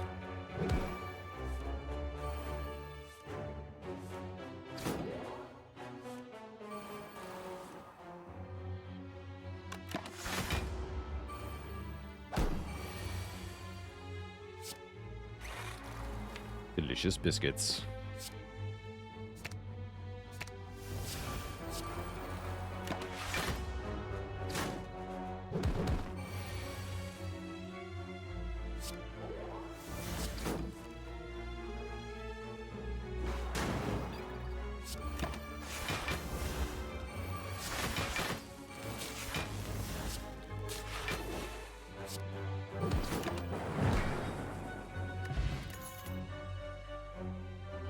Could maybe take an overclock here, but I don't think we need to. Do I ever play the daily climb? Not these days. I enjoyed them when I was first starting out in the game. I thought the daily climbs were very cool and interesting, but over time I started to find them repetitive, and so I don't play them much anymore. I still think they're quite cool, especially the newer you are at the game, the more neat they are, I think.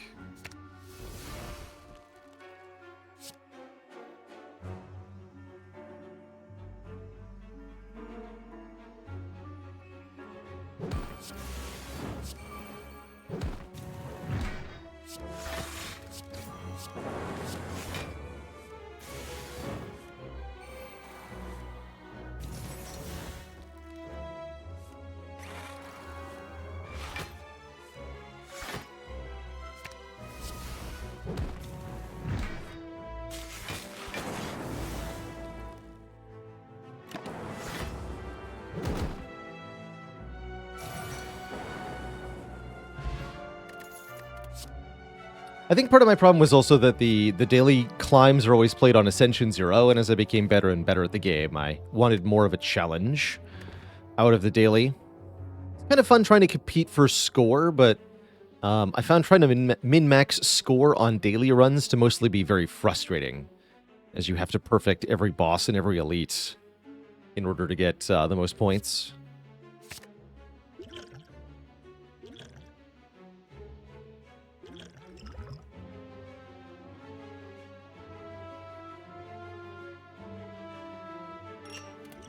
Can't you mod the daily to be A20? Yes. You can also just recreate the daily with custom mode to play it on A20. Crucially, though, if you do that, you're not playing the daily.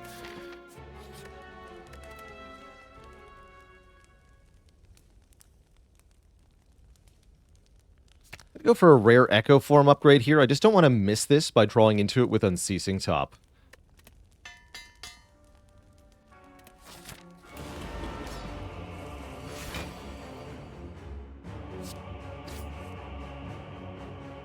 rebound that glacier.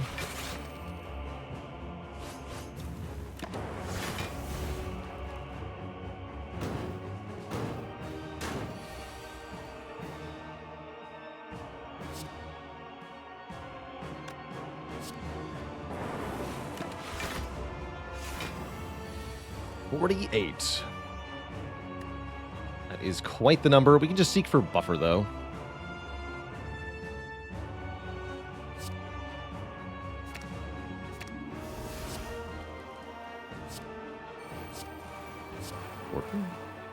This is fine.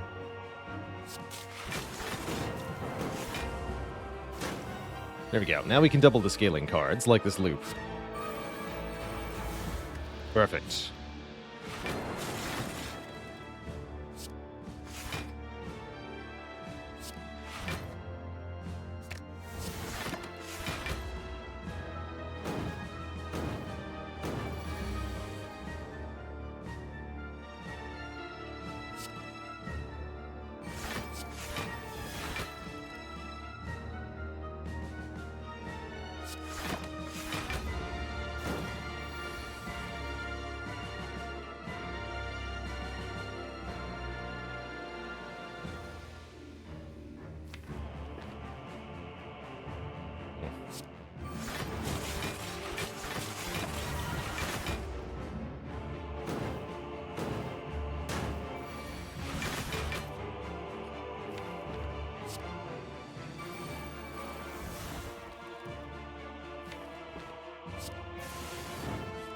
Tim, you're annoying.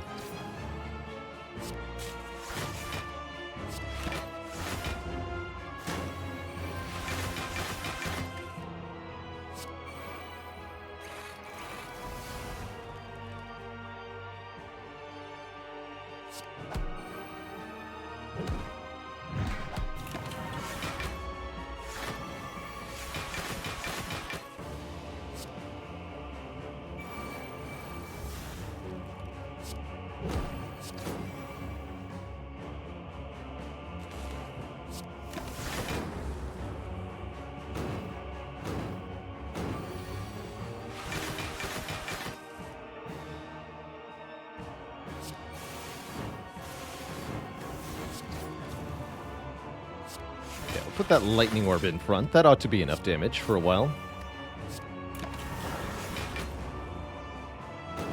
Have some zip-zaps.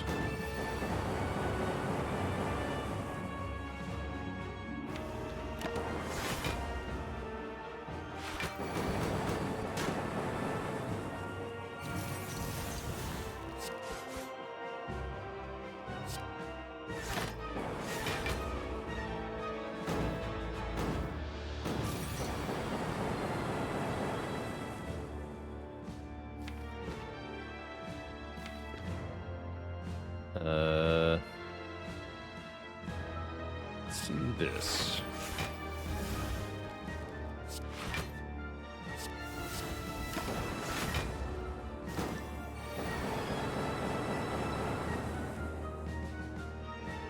Guess what? I still have 4 buffers.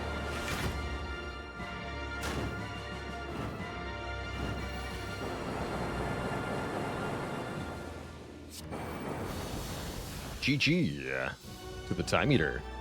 Next up, Donu Endeka, no Awakened one for us. What a turn 1 we have here. Holy moly. Give me... I guess... Aggregate Sundered. Let's just do a big turn 1 here.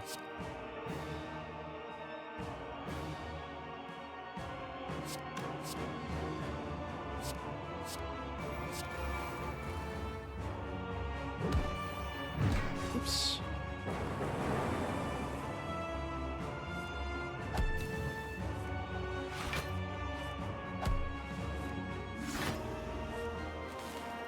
So much garbage I don't have to draw.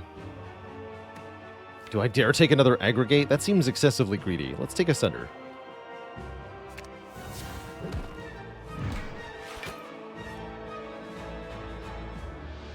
Like just one of these. Okay, that one I'm going to keep to dupe. I'm going to keep this as well.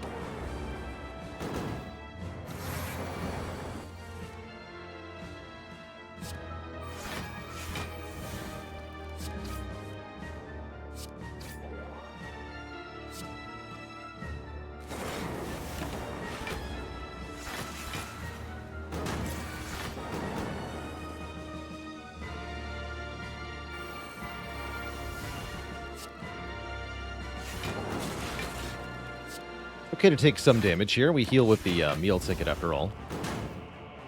This turn I want to dupe buffer.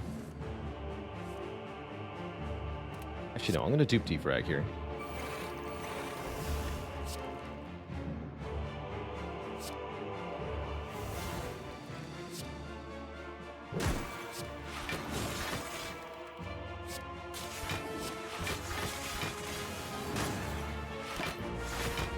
Now we can dupe the buffers.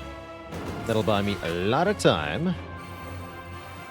More than enough time for our Dark Orb to charge.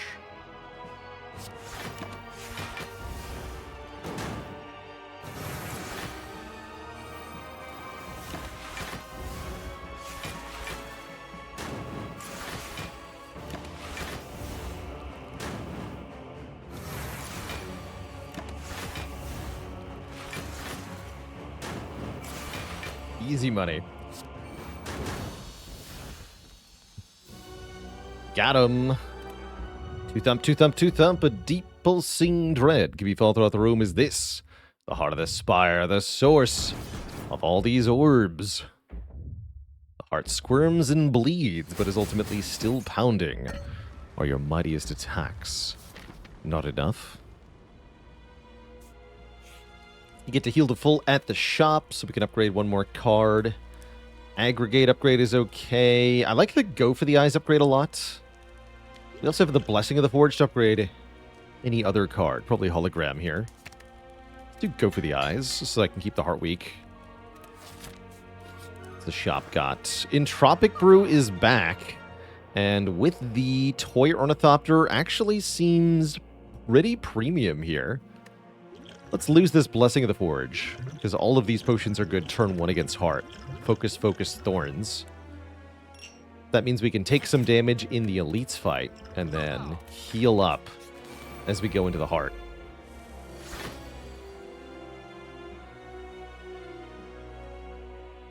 Not an ideal turn 1 here, I'm going to be honest.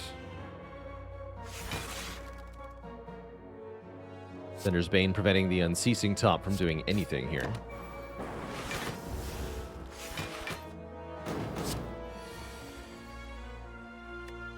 Ouch. Not really helpful, but it is helpful, so. Very well.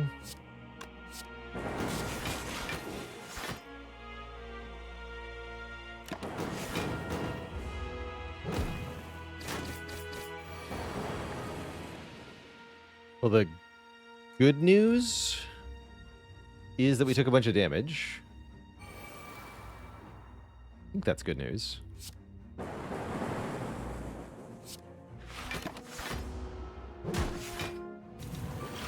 We can heal it all back. Hooray!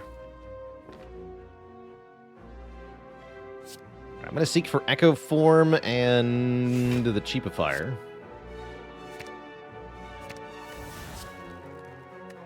Enlightenment.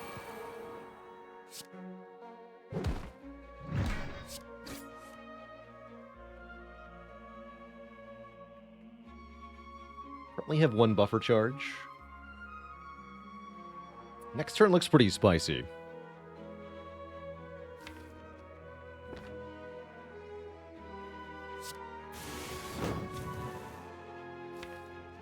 Okay, we can hologram, aggregate, or something else. So I'll play this buffer. Can't use it to block the next big attack from the shield then. Not sure about that.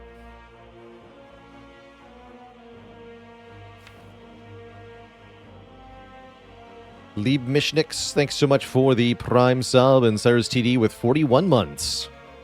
Scientists have managed to weigh a rainbow. Turns out it was pretty light.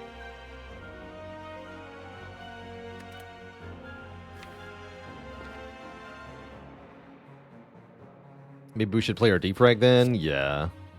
Do that. And we do get Dark Shackles, which is a great card to double next turn. Not useful in single, unfortunately. That's fine.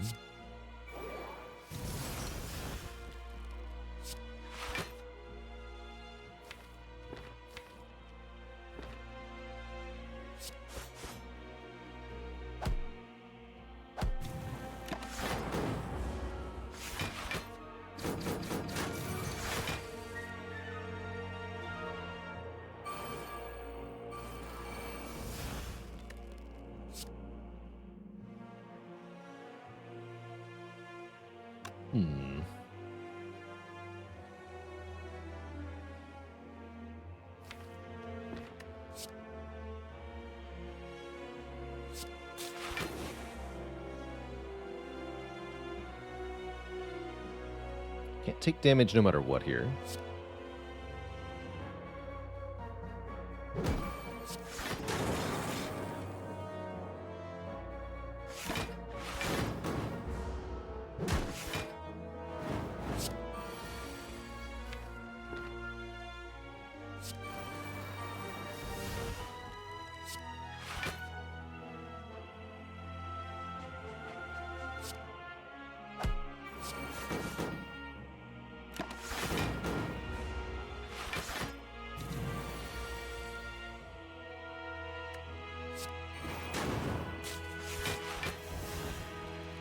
There we go. Okay, we should be safe now. We lost a lot of health, but we have a lot more coming. We've got Toy Ornithopter times 8. 40 hit points from Toy Ornithopter, so we're actually at 74. And we have a Lizard Tail. I'm not afraid here. I am not afraid.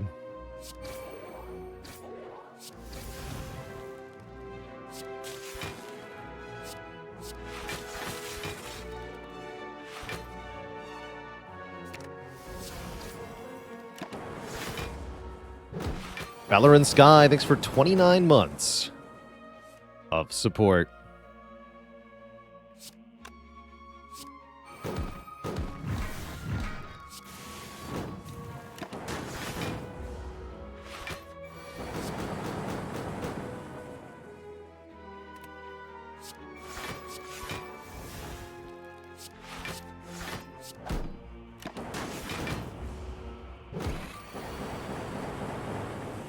And -1 focus.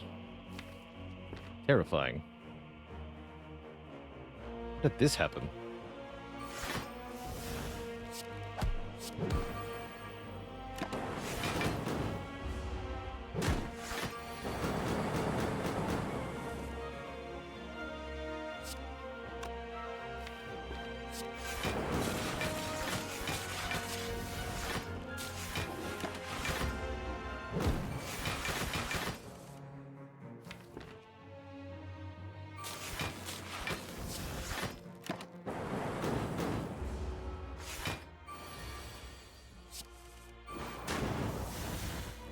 There we go. We got a kunai to go with our shuriken. Gain dexterity for playing 3 attacks.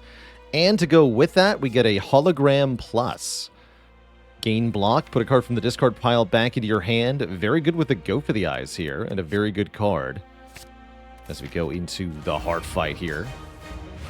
Actually feeling pretty good about the heart fight, even though we just took a ton of damage. We've got a lot of healing and a lot of power with 4 focus, 3 thorns, and 2 orb slots, and 5 dexterity, and 2 strength, and a power potion. Which I'm debating not drinking now, but I am going to drink now, I think.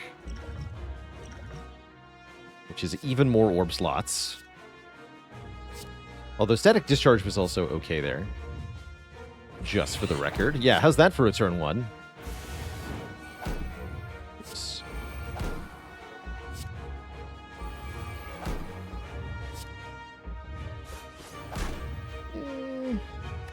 I've had worse starts.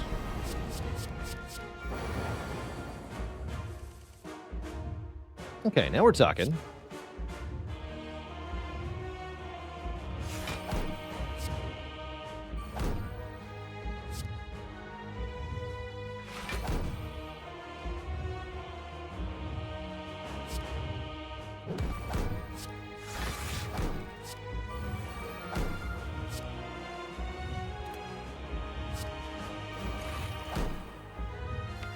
Cool.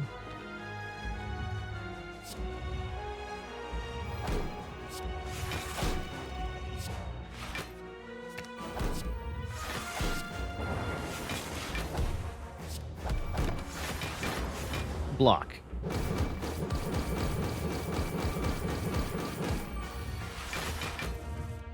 Seems like we're set up pretty well here.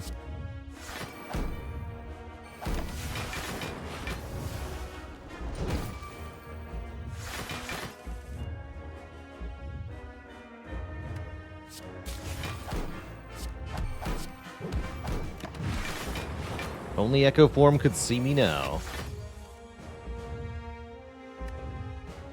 Really though, Echo Form, where are you?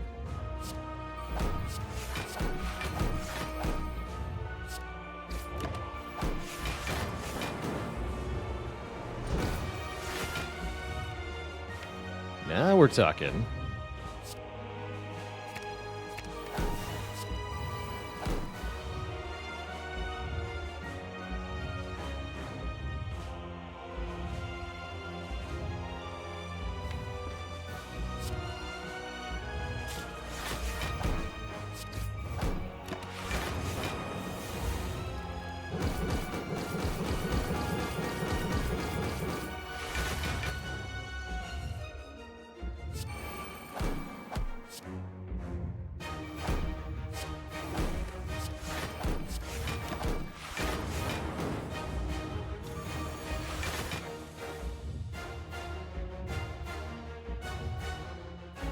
Let's just double Dark Shackles for that one.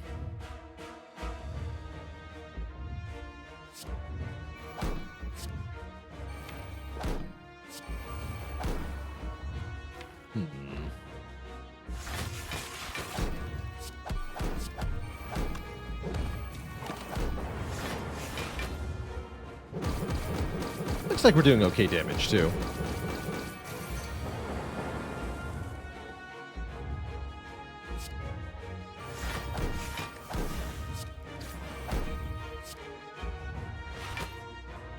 Let's keep that weakness up so that the next multi-attack isn't so threatening.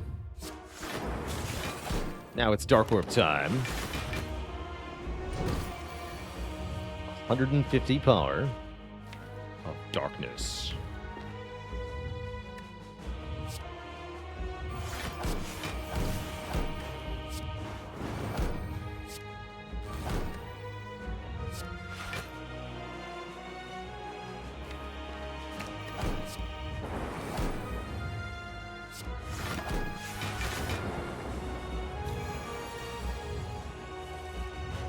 GG. Now that's a clean victory for the Defect. We got all that healing, and I don't think we needed any of it. GG. GG. Such good potions.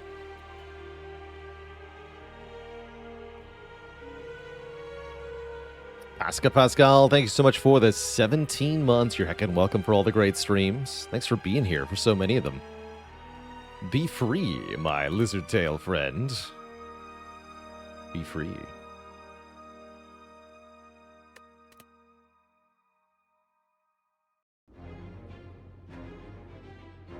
Did you ever feel useless? Remember lizard tail. That's right. Yeah, what Twitch chat has it been done? Spire sleepeth, and so shall I. GG.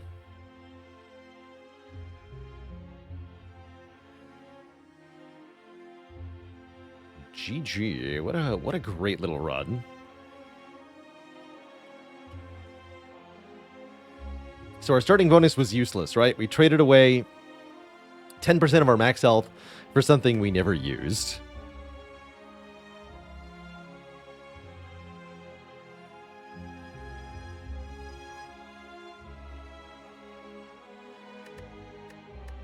Which is a sign of a good run. It was a good time. Unceasing Top, really the star of the show here. Definitely a top performance by this deck.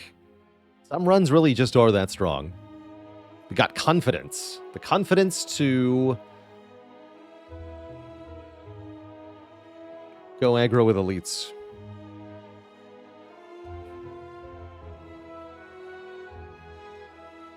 Yeah, and we started that run talking about loving Unceasing Top, and then it, did stuff. That was pretty cool.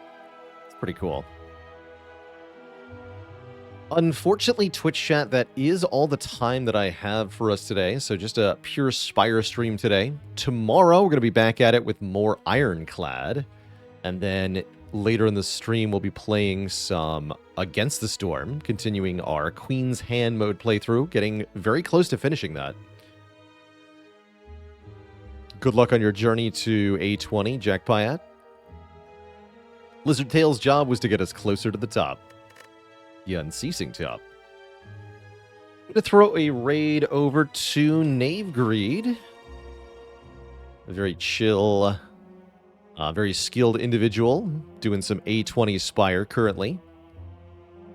Go on, say hello, and give a big old cozy raid to Knave Greed. I hope you enjoy the A20 runs on his channel. Till next time, my cuties, have a good one, stay cozy, and be good to one another. Toodaloo, folks, and good night.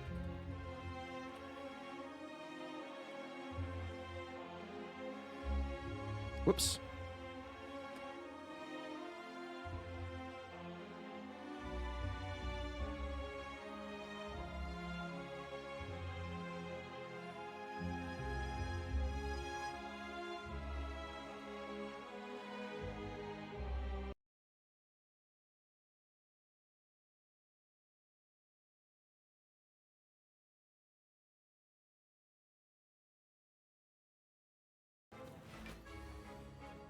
Baylor Lord.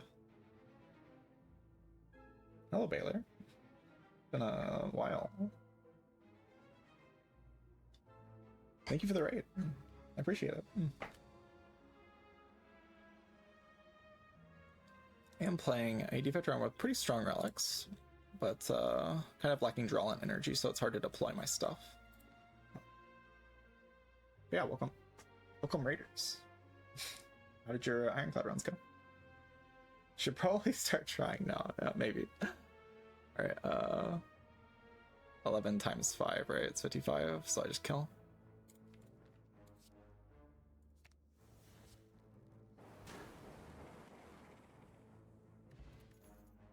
Cool-headed card. I mean, it's a way to push Frost while keeping the loops on what I want. Yeah, thank you for the raid, Baylor. Hope your runs were good. Been keeping up with most of the Ironclad stuff. It's been fun.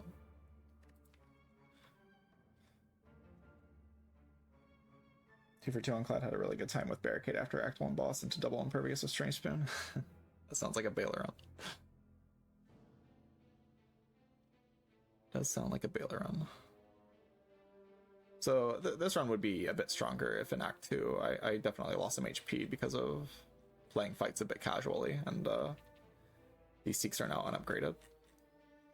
So my output is just kind of a bit too slow to come out, and when it comes out, it's not actually that strong. That is the summary of my problem right now. I do like max HP, but